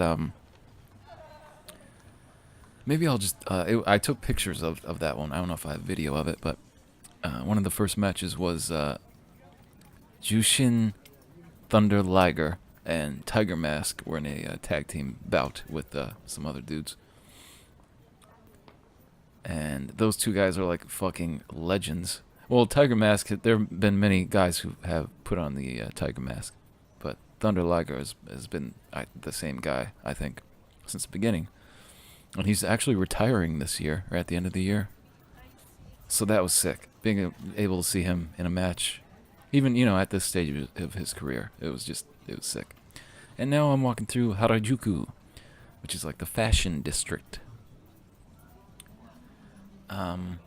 And there was that jacket that I, god damn it, I should have bought that fucking Gremlins jacket.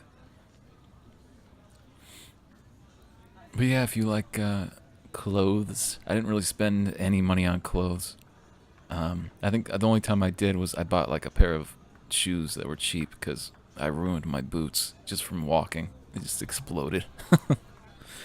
I walked so much on this fucking trip. Had fucking fat blisters on my toes. But I wore them like battle scars. I loved it. It just told me I was, you know, I was really trekking it, man. I was seeing a lot of shit.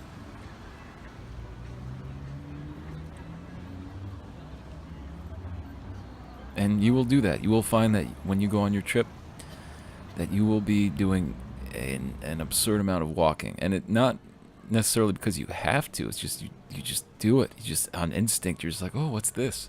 Oh, there's a cool thing. And you fucking, oh, I walked 10 miles. Okay.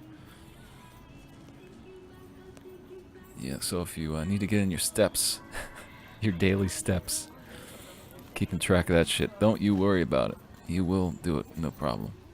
Well, here's Shimokitazawa, I think. This is a cool area. They have a lot of cool stores, a lot of handmade stuff, vintage clothing.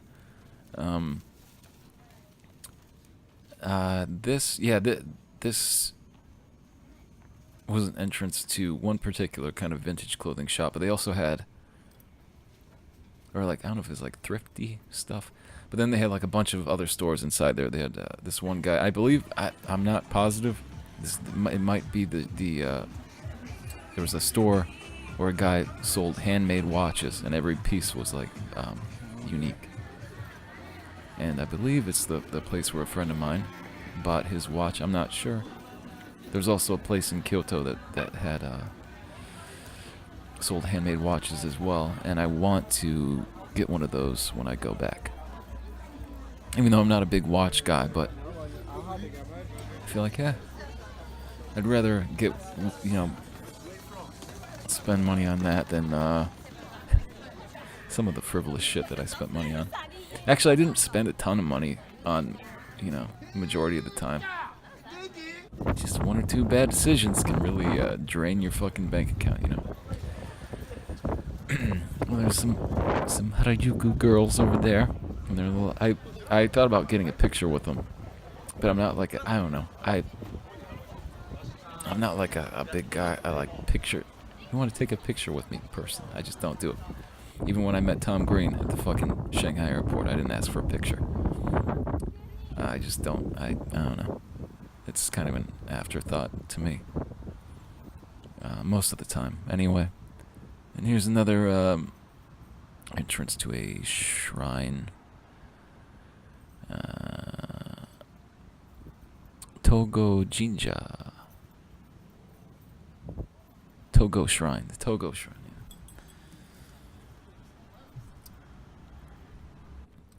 yeah. Looked at that real quick. I mean, shrines are cool and all, but, you know,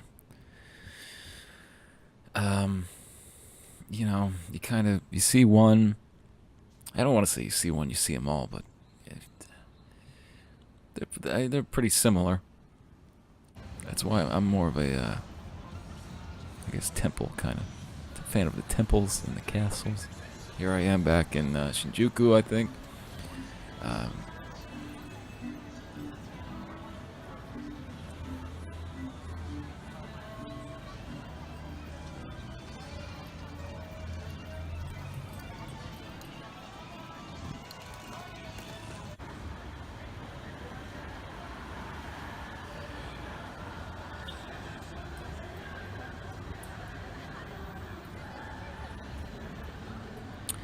And there's the Toho Cinema and Hotel Gracery. Actually, at the Toho Cinema, I saw Avengers Endgame.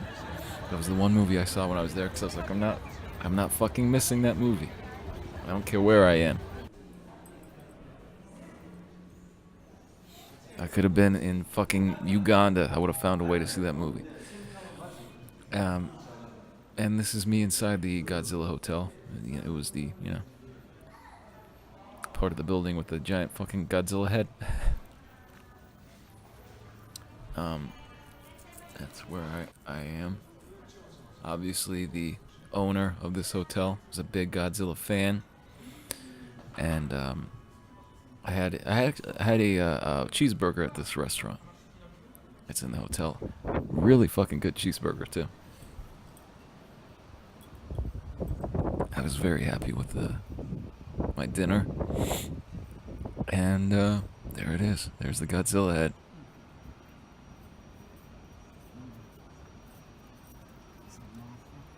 I think, and you can't really. It's pretty dark, so I don't know if you can make it out. But that, yeah, there's Godzilla and Mothra. Yeah, you can kind of see it. Is anybody else excited for the new Godzilla movie? I know it's an American Godzilla movie, but I am. I'm very fucking excited. I'm gonna see it this weekend. I guess you could say I have a nostalgic attachment to Godzilla, but I feel like I kind of appreciated the movies a little bit more when I got older, funnily enough. Because I wasn't exposed to a ton of them when I was a kid. I think I saw the original one, and like Son of Godzilla, and Godzilla 2000. Like a lot of them we didn't get in the States until much later. Actually, kind of cooler to see it at night.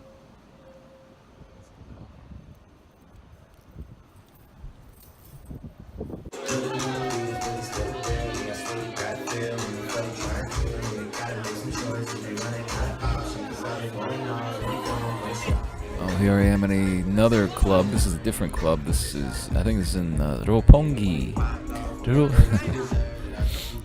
don't know why I always have to say shit goofy. It's in Roppongi, which has a lot of clubs. And I was brought here by like this group of guys that I met, Japanese dudes, cool as shit.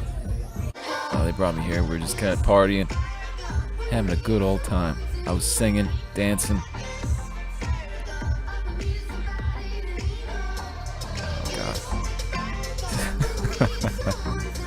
Forgot that I included this. Oh, fucking A. Oh, well, you know, I was happy. I was having a good old time.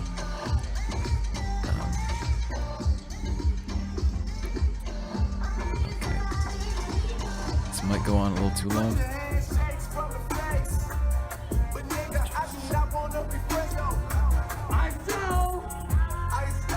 Somebody's birthday, I guess.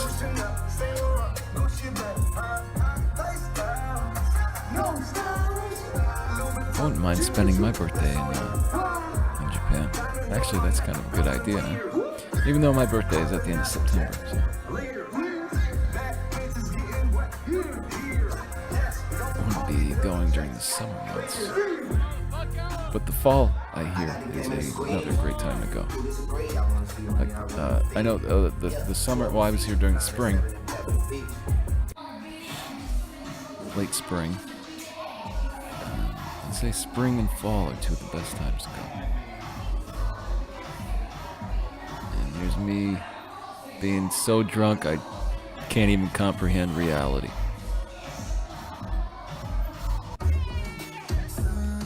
I lost my little pop socket on my phone somewhere. It's in Japan. What am I doing? Oh, okay. Did I mean to film that chick's ass? I don't think I did. It doesn't seem like something I would do. Then again, I don't really remember filming this.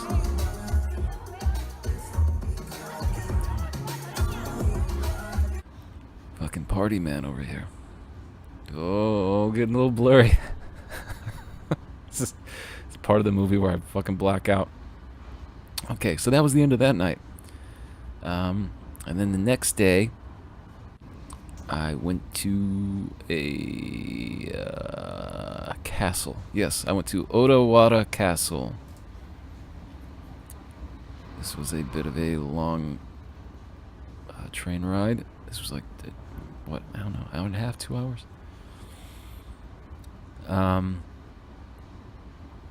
Yeah, and I had never been to this area either. A lot of the stuff I did on this trip was a first time, you know, first time deal.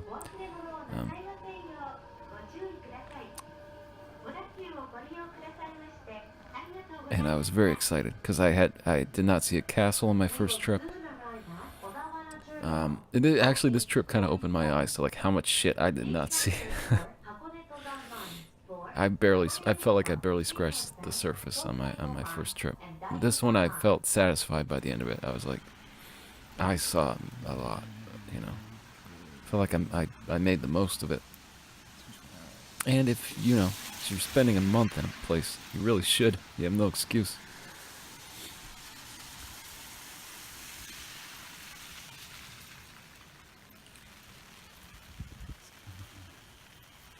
It's a little rainy, huh? Yep. Unfortunately, it was rainy this day as well. Whatever. But whatever. The cool thing is about all the castles, or at least the ones I know about, they've been converted. Well, the ones that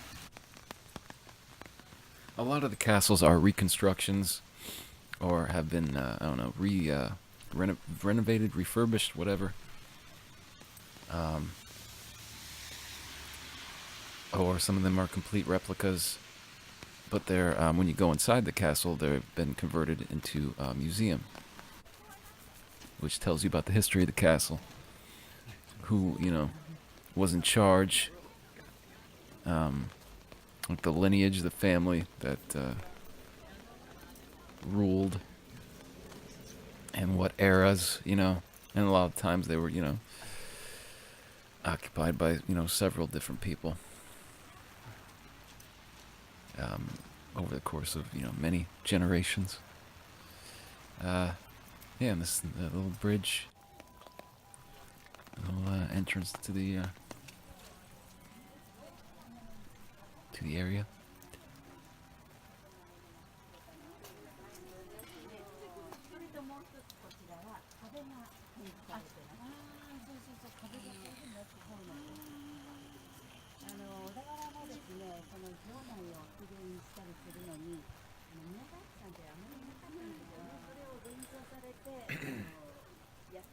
One of the reasons that so many of the castles are lost to history is, I mean, if you know anything about feudal Japan, There we go. when certain There. administrations took over, a lot of the time they would say, okay, we're just gonna tear this castle down because fuck these motherfuckers. And so that's one of the reasons. I mean, some other times, maybe it was destroyed during a battle or something. But just the fact that they honor the even just the fact that these places existed and they've reconstructed so many of them, or even just have replicas of the castles, is really cool. And it kind of really does exhibit the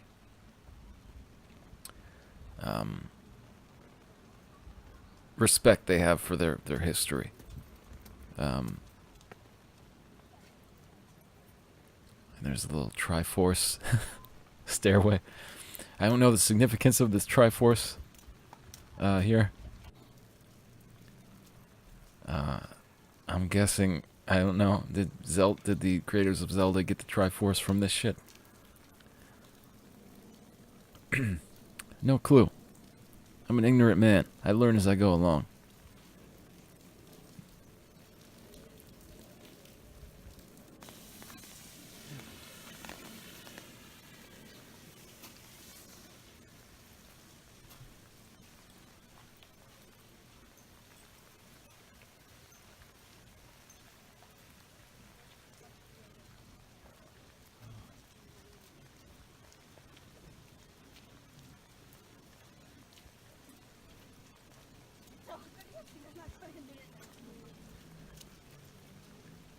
And there it is. I just love the architecture. I mean, you don't see that. I mean, you only see this if you're in Japan, It's just so fucking cool. Let's get a little bit closer. I think if I'm ever like a multi-millionaire and build my own house, it's gonna look like a fucking Japanese castle. No doubt about it. But that's why they don't give motherfuckers like me money.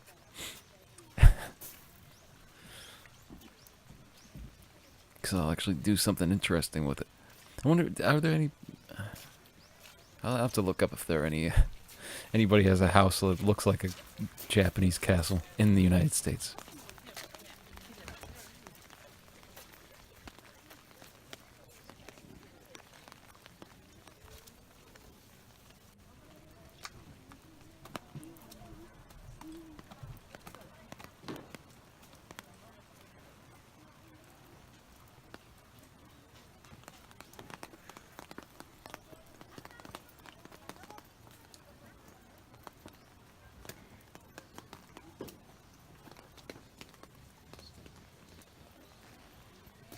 And, I do recommend if you, if and when, and or when you go to Japan, you definitely should hit up a castle. No doubt about it. You should do that. If it could be this one, it could be Matsumoto Castle, it could be fucking... Well, Himeji Castle is probably the most famous because it's the most complete castle. That is retained, I guess. They've retained most of the... If not all of the original architecture is still there, the building. And they say it's the most beautiful of all the castles. But Himeji Castle was like kind of far. Even when I was in Kyoto, it would have been like probably, I don't know, another hour or so, an hour or two away. I'm if I correct. So yeah, you need to hit up one. This is the inside of it. Like I said, the museum thing. I got the museum. It tells you all about the history of the castle. Pretty neat. And I think this one had English translations of all the stuff, or most of it anyway.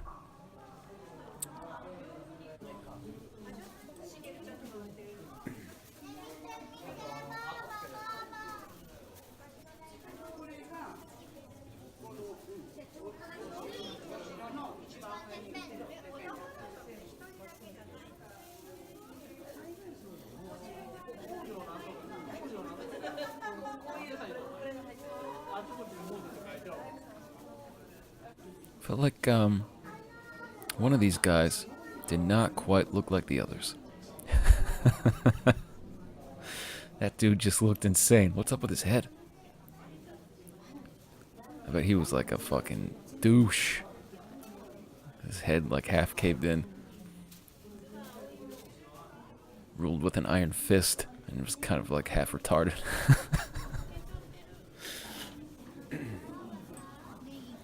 I shouldn't talk shit. I should put some respect on his name. I don't know what he did. Maybe he was the nicest one.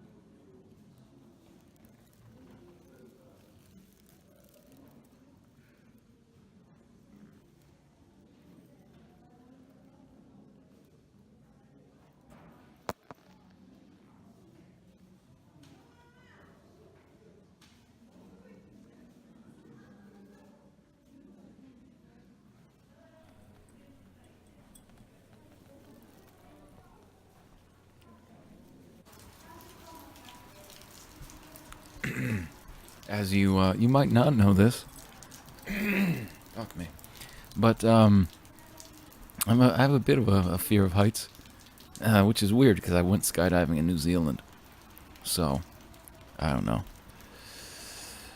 I have a fear of heights when I don't know, when I don't have a parachute. If I have a parachute or some kind of restraint, I'm good. But I mean, obviously you can see there's like a barrier there, but I don't know. Maybe it's a little bit irrational. I just think I'm gonna like slip. It was rainy. I'm gonna slip and somehow fucking flip over the barrier and fall to my death.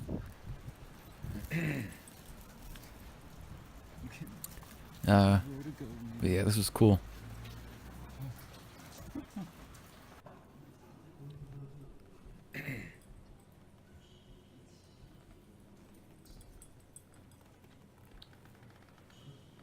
I had some traditional samurai armor.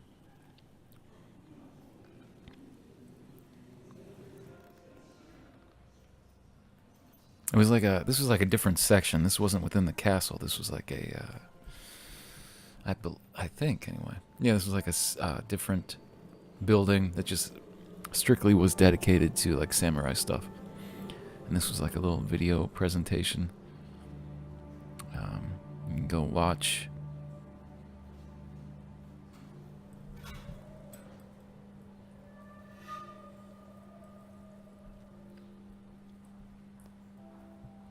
Very trippy.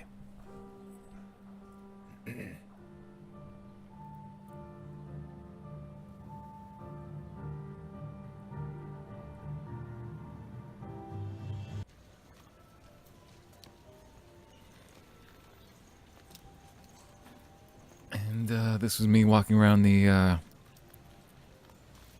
I'm still like in the general area of the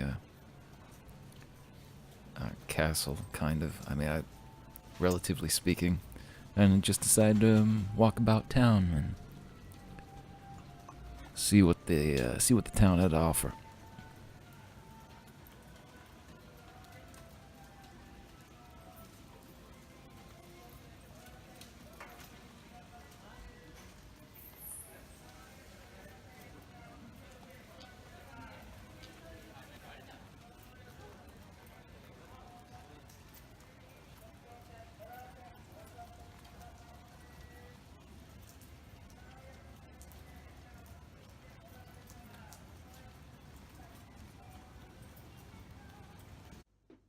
Hello, everybody. How you doing? Today my sexy ass is going out to Kyoto. I'm taking the Shinkansen, that bullet train, a very fast train. Taking that out to Kyoto for. Got a great shot of my shower in here. So that should be fun. And yeah. I'm really excited about that. I was hoping to maybe spend a little bit more time there, but because of the holiday, the Golden Week, which has now been extended to 10 days, it's a national holiday, things are more expensive there. But I think 2 days will be good. I can find my way around, and I'm pretty sure I'll see a lot in that time, so talk to you later.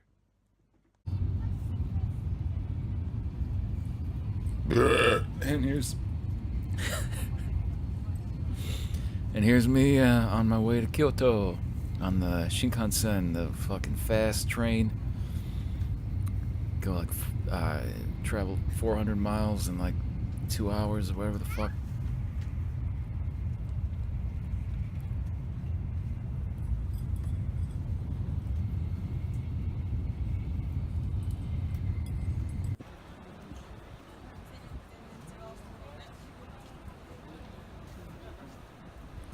And here I am in Kyoto, and it is, yeah, right when you get in here, it's such an right away noticeable difference in just how the city looks. It's very old school. It's not as bright and flashy as like Shibuya or Shinjuku. Tokyo is considered, like the like the modern, you know, and Kyoto kind of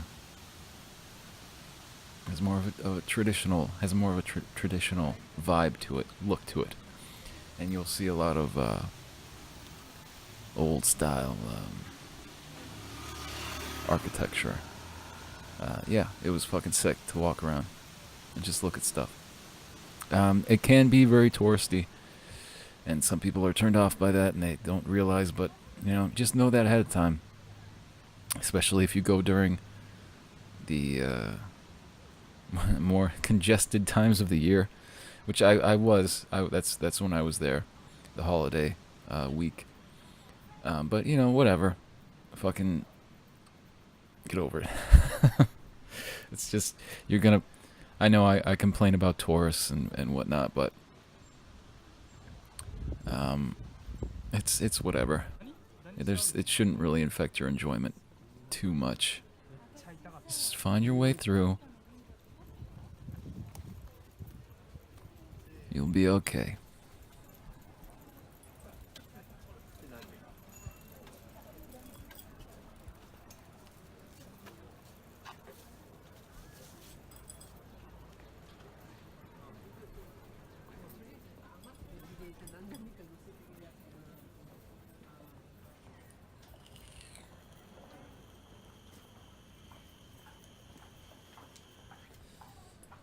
And apparently, you can go some of these places. They still have like practicing geishas and stuff, so you can like go to like a tea ceremony or like go to spots, get some food that and the actual geisha will like serve you and shit. I guess. Just another thing to remember for next time, I suppose. Yeah, this is where it got a little bit more congested here. Or started to get that way. But it is neat. It's like you're kind of taking a step back into the past, kind of. If it wasn't for the cars.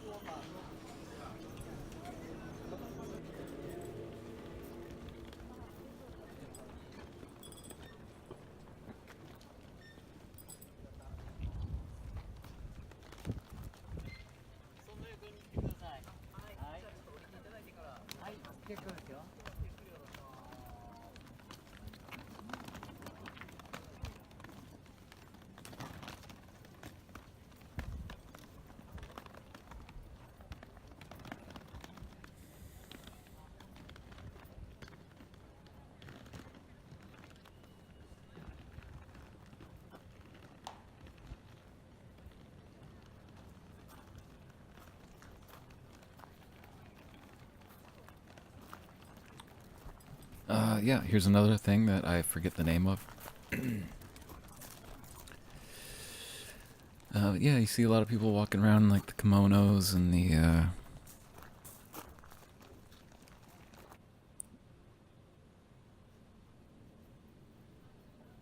again, I'm probably not gonna do that because I just think I would look fucking derpy as shit. As would, I believe, most white people. I just think that's how it is. I'm not meant to dress that way.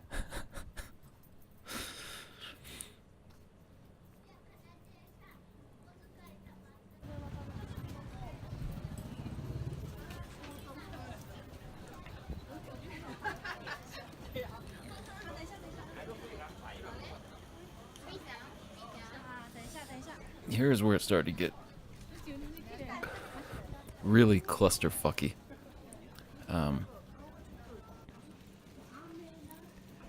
A lot of people crammed into here. But look at that. Isn't that awesome?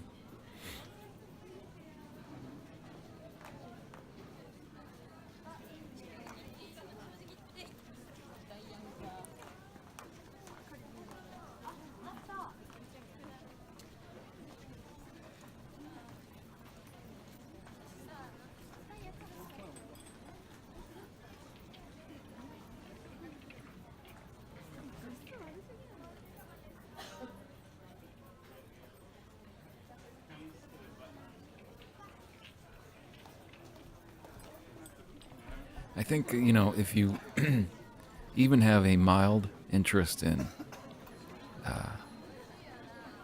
old Japan or just the aesthetic of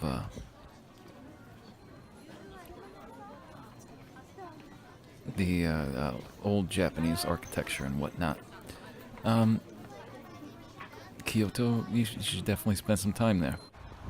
A couple days. Is exactly how I would describe Some people go there and for whatever reason they're disappointed, or I don't know. I've seen people say that. But no, if you like walking around and looking at really cool old buildings and stuff, I mean, I do. I get a kick out of that stuff. You saw, I was flipping out over a goddamn mountain, so that's that's where I'm coming from. But yeah, if you're into that, then yeah, absolutely. Just I feel like sometimes people don't do their goddamn due diligence, their research. Kyoto is very different from, you know, Tokyo. It's a completely different part of the country with different, you know, different attributes. And so you should know that. Of course, you can still party in Kyoto, as you will soon find out. Here's the this was really sick. The Inari Fushin or whatever thing.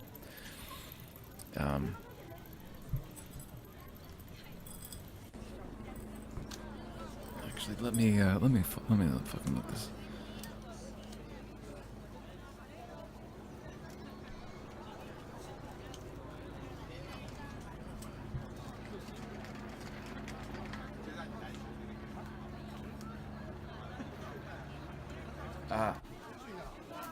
Fushimi Inari Taisha. It's a Shinto shrine. But then they have the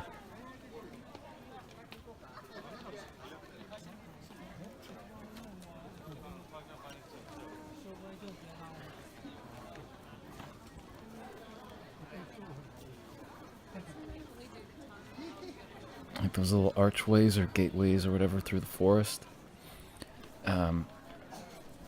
which are so cool to walk through.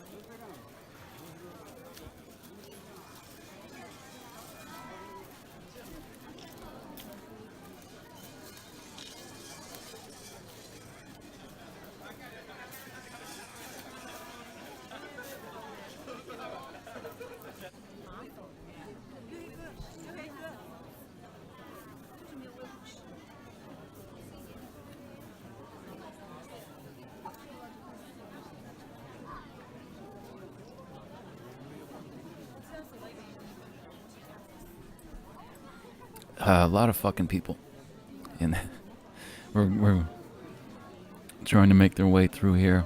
In the beginning, anyway, I actually found my way. I found a little kind of pathway around it at one point, and then I got back into the group later on when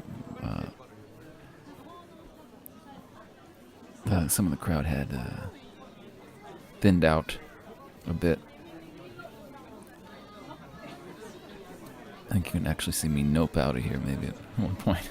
I'm like, I get very impatient. Especially, you know, in lines in general. So I was like, I think I was thinking about it. I was like, fucking, I'm gonna go around. Yeah. So I went around and then I got back in at one point.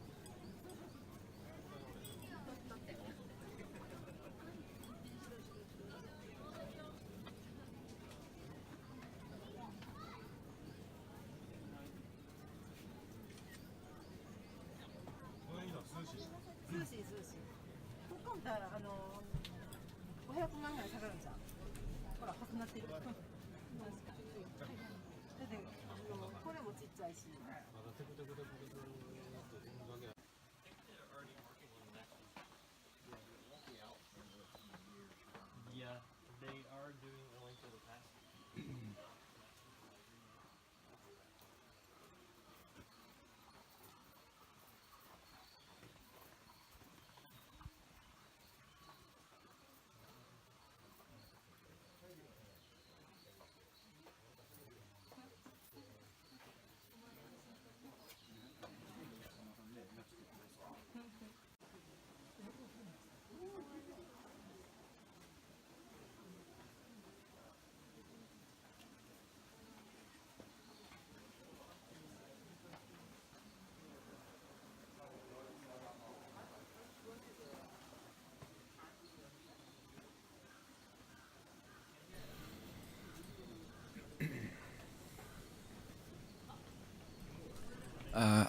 I guess there are two options here. If you're walking up this thing, you see those two people. You can go up that way up these steps, or you can continue on the way that I went.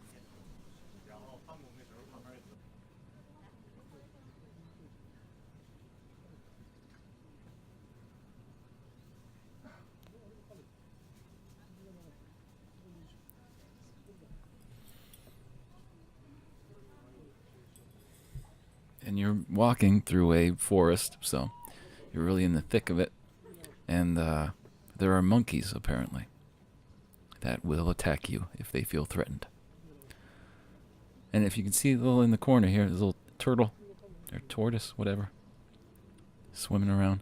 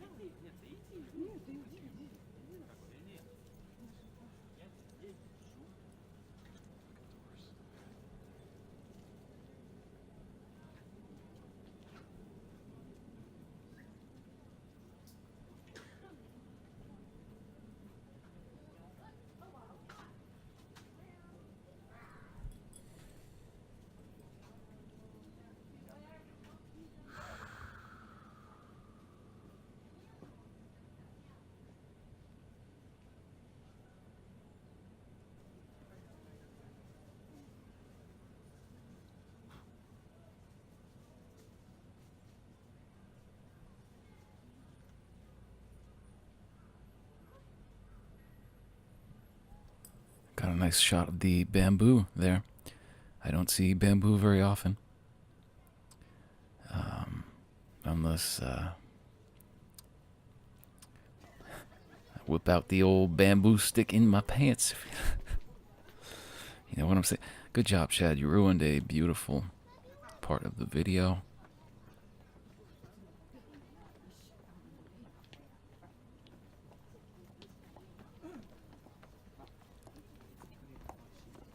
This is towards the end of the walkthrough here. You know something this is kind of doesn't necessarily have anything to do with what's on the screen right now. One thing I love about Japan is the kind of inherent poetry.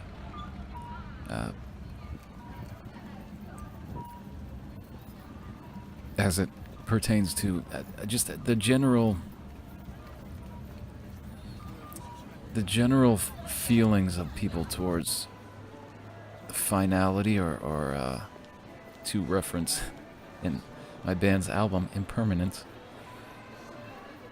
and the relationship with things ending is so peaceful, and I think we could learn a thing or two about it. They do speak of death in a very poetic way, and you can see that in the reverence they feel for the cherry blossom season, just for instance, and what it represents as kind of a metaphor for the short but beautiful existence that we all experience on this world of ours. And I enjoy that. I enjoy how comfortable they are with these things. Maybe a little repressed in some areas, but you know, fucking no place is perfect. So take the good with the bad. Just wandering with no clear direction. And this is me going to Selecting my life. another castle. I'm on my way. Yeah. Also in Kyoto. What the fuck was the name of that? You might be asking yourself.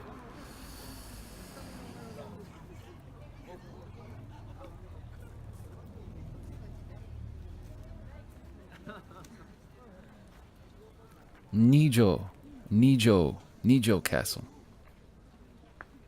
Well, I went to the palace as well, Ninomaru Palace.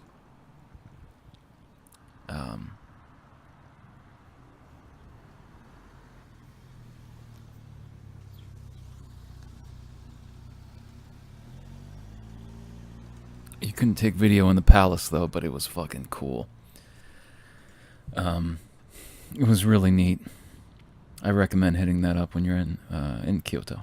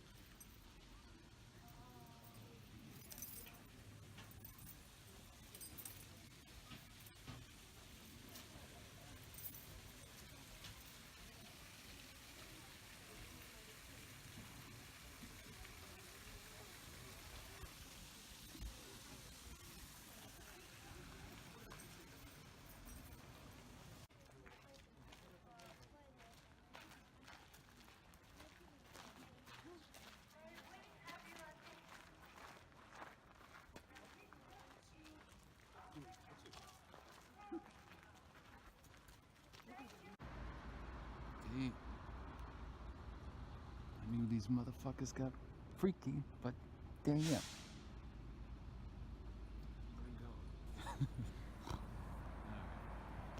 go.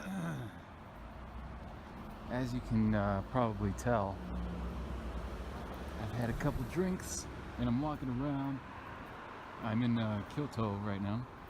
I do not have a. Oh, and this is my big night out in Kyoto. I do not Like I said earlier, have a. it may be hotel more tonight. traditional, I could looking, catch the train, but you can still Shinkansen fucking to Tokyo go where my hard apartment is, but and get I'm drunk not off gonna your do that ass, because fuck it. Japanese people love You to got do one that. life, baby. At least a lot of them, anyway. You got So, you got one life to live. I think I am pretty drunk at this point, So I'm gonna and see I'm what explaining people that do in Kyoto when they I don't do live not have a because I'm the hotel in party man. Kyoto.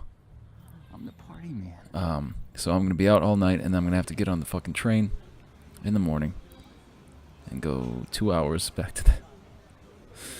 Well, actually, more than 2 hours.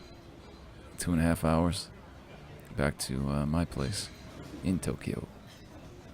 So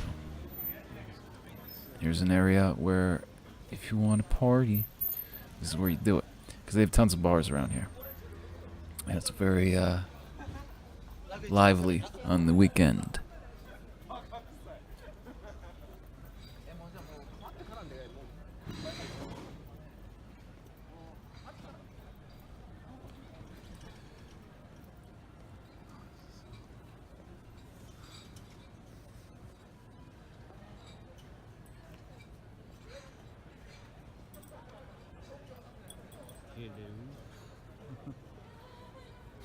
God damn it. What's up, ladies? You like Raichu?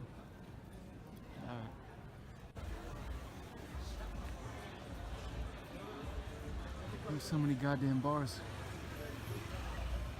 I didn't know Kyoto got this crazy. I had no clue. Nobody informed me. I've been walking. How long have I been walking right now? Solid 15, 20 minutes? I don't even know. Oh, hey. What's up? You like Raichu? What about fucking Slowpoke? No? Alright.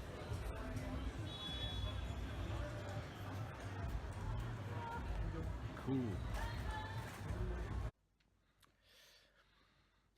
So, you know, this is kind of it's becoming a recurring theme during this trip, where I do like a bunch of sightseeing and interesting shit for the most part, and then I just have like a day or two of just absolute debauchery, just insanity. It just happens. It's just how I do things, I guess. It's how I roll on my vacations. So anyway, last night started out pretty normal. It wasn't too bad, you know. Didn't really get out of control right away. You know, I went to a little bar. I was in Kyoto, and had myself some fried chicken there, which was delicious, by the way. So fucking good. Kind of burnt my mouth off because they serve everything to you at like 5,000 degrees. They like their food hot here, but you know, it was delicious. So props to the I wrote the name of the place down. Props to them. And then the guy who was working there, one of the guys, I taught him some English phrases. For the most part, they were like straightforward, you know, pretty formal, or you know, because he wanted to learn some phrases to get people to, you know, to engage people on the street and get people to come into the business. And so I told him some, you know, basic phrases to get people's attention. And I threw in some slang. I was like, all right, here. By this time, I drank like probably, you know, half a bottle of sake. So I was like feeling pretty good. And I was like, all right, here's what you gotta do. When you see some white people coming up, or you know, you presume they're fucking Americans. You just gotta yell. You gotta be like, "Yo, we got some bomb ass fried chicken in this motherfucker," and you gotta say it like that with some conviction. And I was just telling them, like, I was trying to explain, but it's as I was explaining this thing that us Americans say, I started to realize just how fucking stupid English is. I was like, why do we add ass onto things as like a modifier? But it doesn't modify anything. I guess just for emphasis. Like I was telling them, like, I don't know why we do it, but it doesn't literally mean ass. It's not like your literal ass, because ass can be a negative thing too. You can say, oh, that's ass. That show, that movie is ass. But you could also say, you know, those are some cool ass sneakers. Are those Yeezys? Those are some cool ass Yeezys. So I was telling this shit, and then yeah, that was cool, and it was a nice little experience hanging out in that little bar. Um, and I told him I'd be back, so I'll have to, next time I'm here. But then after that, things started to go off the rails, so to speak. I went to this one area where there are a ton of bars. In a previous video, you probably saw that. And I had a plan. I was like, I'm gonna hit up like a few of these, like 5, 6, boom, boom, boom. I'm just gonna like hit a bunch of them, just go wild. I made it to like 2. Made it to 2. I met these 2 guys hooked me up. They were like, they were with their friends, these 2 girls. I thought they were like, their girlfriends. They were not. But they did, they were very much bros, and they helped the brother out because these chicks did not really speak English. So they were like, "Hey, come over, talk to this guy." They were not confident in their English. I am not confident in my Japanese. I can fake it, but I'm not. I don't know that much, I'm getting better, but still, it's gonna take a minute. Yeah, so I'm talking with these girls, and we're like half using like a Google Translate app thing, and half just like I'm simplifying shit we're saying to get the point across. And we had a good time, and I didn't get their information, of course, because I'm a fucking idiot. But yeah, we're supposed to like go dance somewhere, and then that didn't happen. I don't know why. Because I was like, here we go. This is it. This is my moment. This is my time to shine. Didn't go down. Did not go down. But then after that, I was kind of bummed out. I was like, damn, there goes my one shot, my one opportunity. I missed my chance. But then I went back downstairs to the first floor of the bar. And I met this. I saw this girl looking at me. Young, she was like 20. I should have known. I should have known better. I should have known better right when I seen her. Cause she had like green, like high streaks in her hair, like highlights, whatever. I should have known right then. Cause she was cute, but the chicks with the crazy hair colors, it's kind of a 50-50. You don't know what you're gonna get. They could just be kind of fun and maybe a little eccentric at worst, or they could be fucking insane and ruin your life.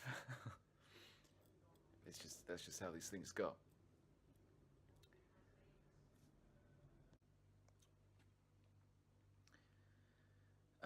So I start talking to her. Oh yeah, what did I say? How did I think I actually complimented her on her hair. Yeah, I was like, oh, I really like what you've done with your hair, blah blah blah. Just bullshit. I don't even know if I meant that. But I had to say something. And she's like, oh, thank you. And I was like, okay, cool. She speaks English. Good. It's the first. And so we hit it off. And next thing I know, we're like swapping spit, sucking on each other's tongues and shit. They're like dancing, very sensuous.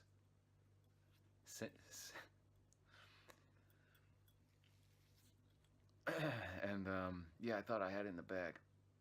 I thought it was like, here we go, here we go. I may have lied a tiny bit to this woman, or girl,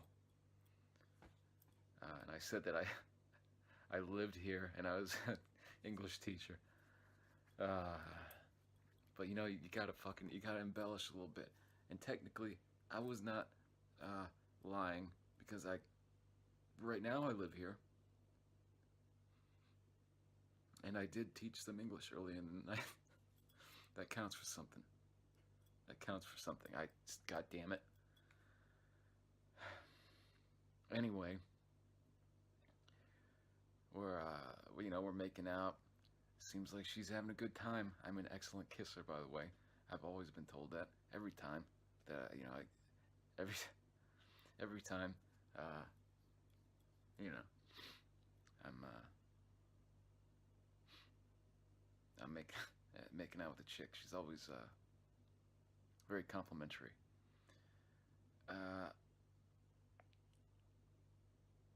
Anyway, yeah, things are going well. Bam, bam, bam, making out, dancing around, drinking a bit. They had like really cheap beer. I was getting fucking wasted. I was like, this is great. The entire vacation has been leading, the whole thing has been leading to this moment. Leading to this moment. Finally. I you know. And then, next thing I know, she's over here talking with some other dude. Apparently, it's like, well, I didn't even know what was going on at first, but she seemed like she recognized this fellow, Japanese fellow. If he was white, I would have been fucking pissed. But he was, because you know how much I hate white people. Yeah, in Japan, not in general. Just, I hate seeing them here. Go back to your goddamn country. Fucking whiteys. Anyway, beside the point. Yeah, she's talking, and they're it's getting kind of, it's turning into a peculiar situation. And there seem like, there's something going on there.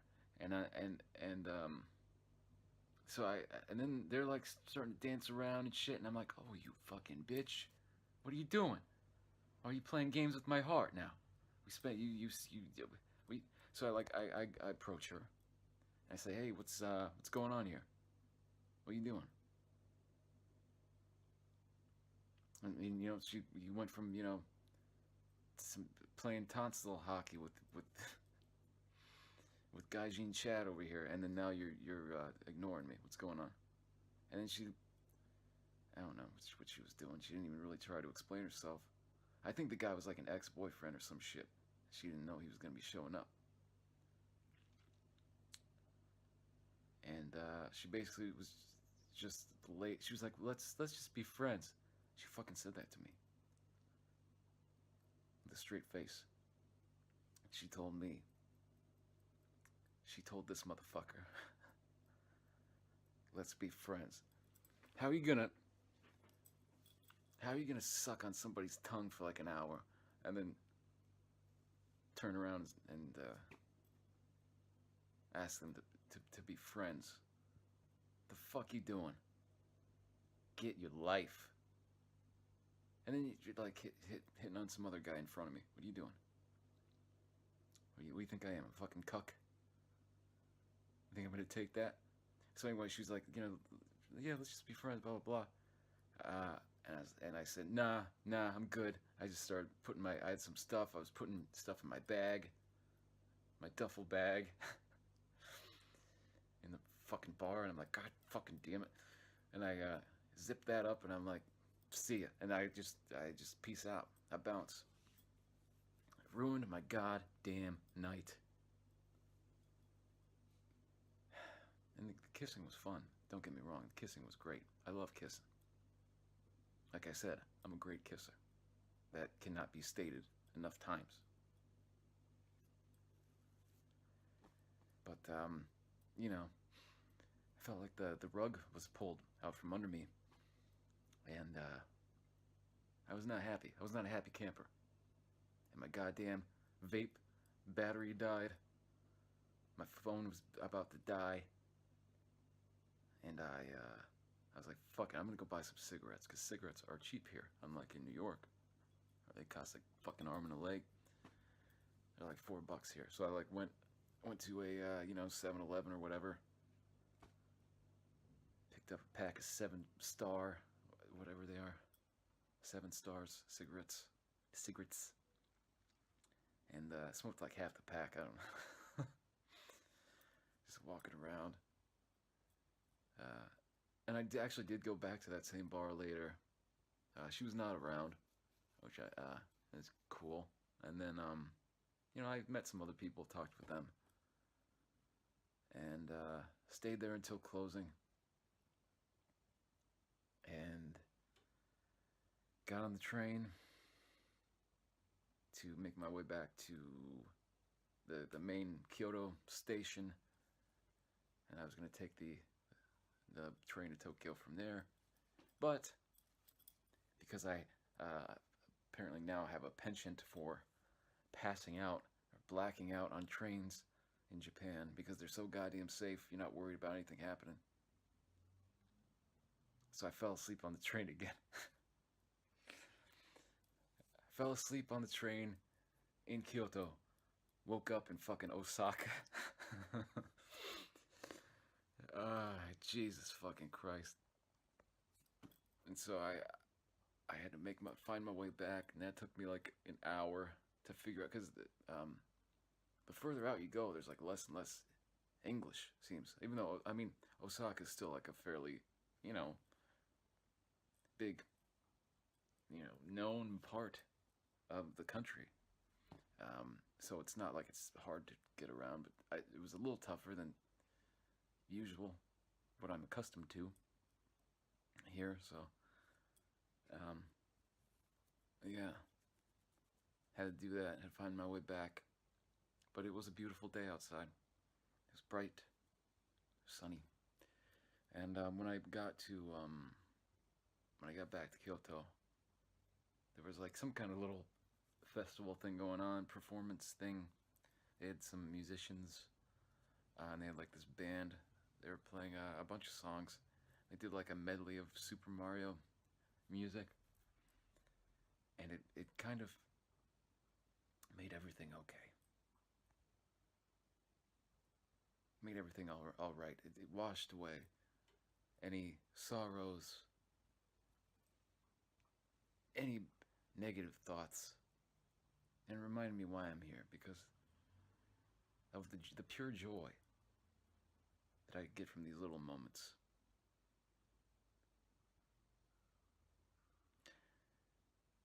Still, fuck you to the green-haired bitch. You're a succubus. You sucked out a piece of my soul when you were sucking on my tongue. I swear to God, you did. But it's not the end of the world. And, I'll find my waifu at some point.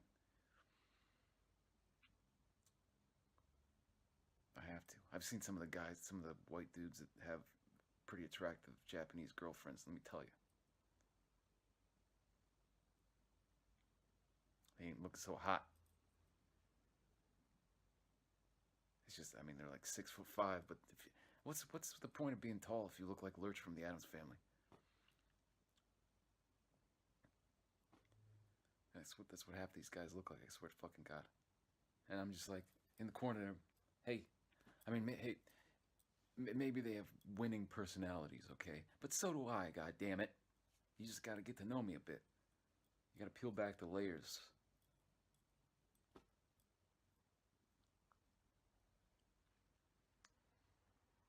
I don't fucking know. Something's gotta give. I feel like I'm making these incremental, steps to eventually getting what I want. And it's not like it's the whole trip is about this, okay? It was never about this, not at least not initially.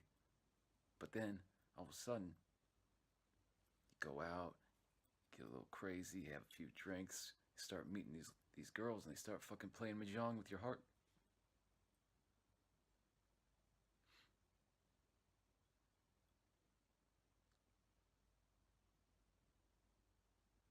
And I fall victim to it every time.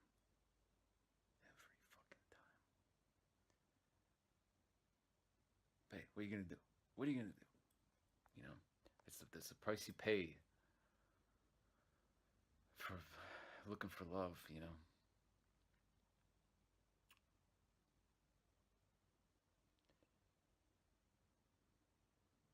But I think I deserve it. I think I'm deserving of love. I mean, come on, look at me. Maybe I should have put a shirt on, by the way, now that I say look at me. Whatever, and the lighting sucks. This is just not a proper video here. But come on. I'm a handsome man. I'm a sexy man. I'm intelligent. I am creative. I'm talented. What the fuck else? I'm fit, healthy, clean.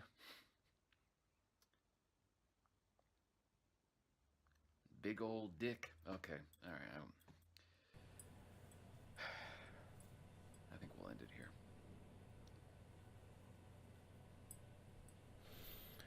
So, after we got that long ass thing out of the way,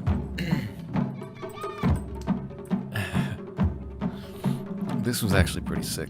This was in my neighborhood. I don't know where they're from. If it was like some kind of school. I don't think so. No, I have no clue. But it was sick. I love me some intense drumming. And those like traditional Japanese drums.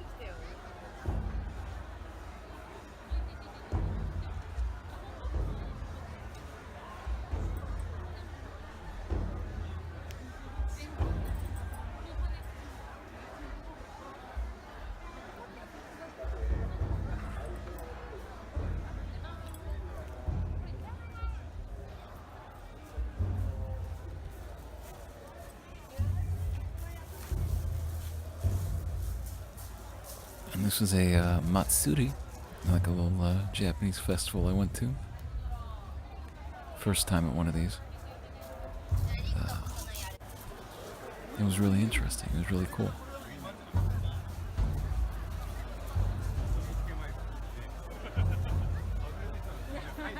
I believe it's called, when you translate the, I don't have the name with me, but English translation is Darkness Festival, I believe.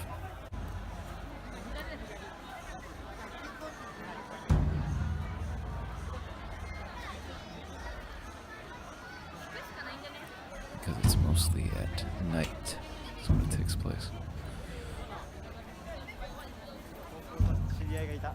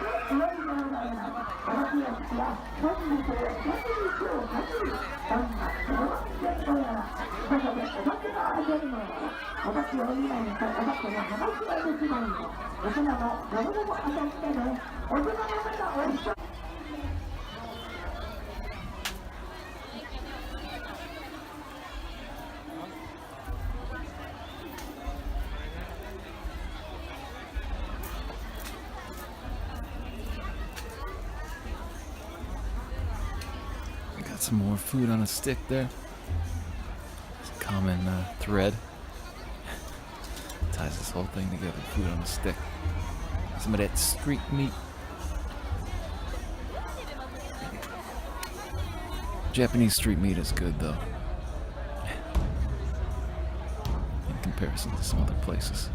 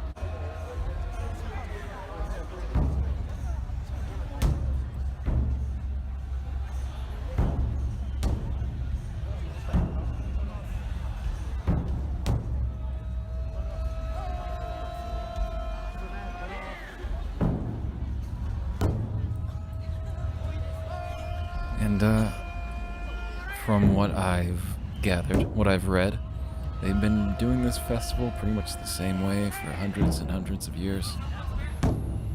And I'm extremely happy that I decided to check one of these festivals out.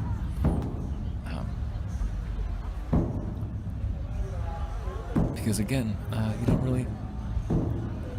I mean, I guess we have things that are somewhat similar in the States, but this is, it's different. It's a very different vibe.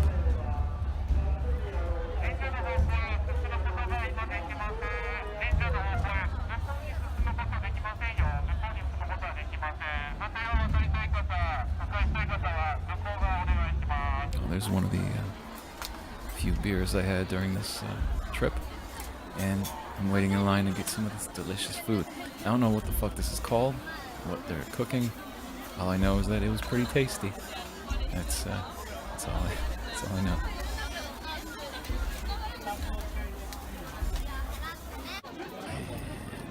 And okay. There's, for some reason this is turn fucking sideways.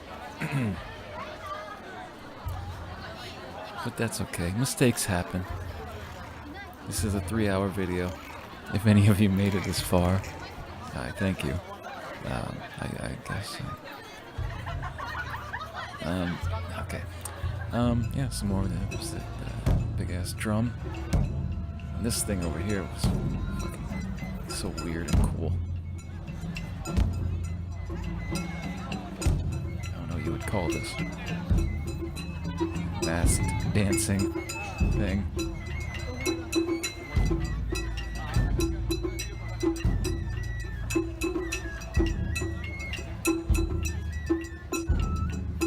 But, you know, you can picture that, I don't know, 300, 400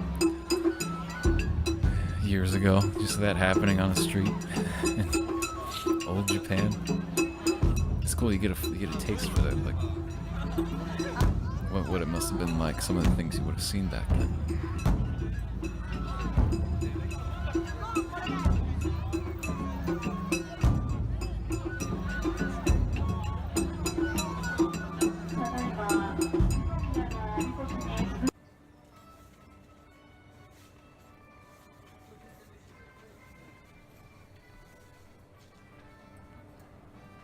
Oh yeah, that's like the theme song of 7-Eleven's. That fucking old ass song. That jingle plays like every fucking 5 minutes.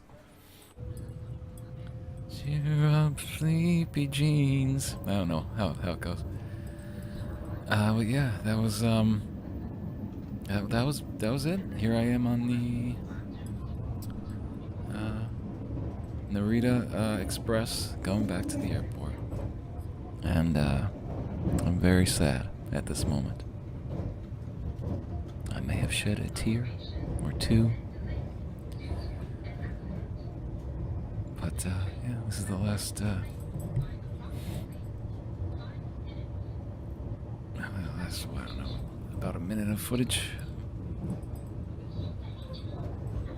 And, you know, I was so happy with this trip, and I can't recommend going to Japan enough. You know, I hope you all do it, because it really is an eye-opening experience. I loved it, and I can't wait to go back. So.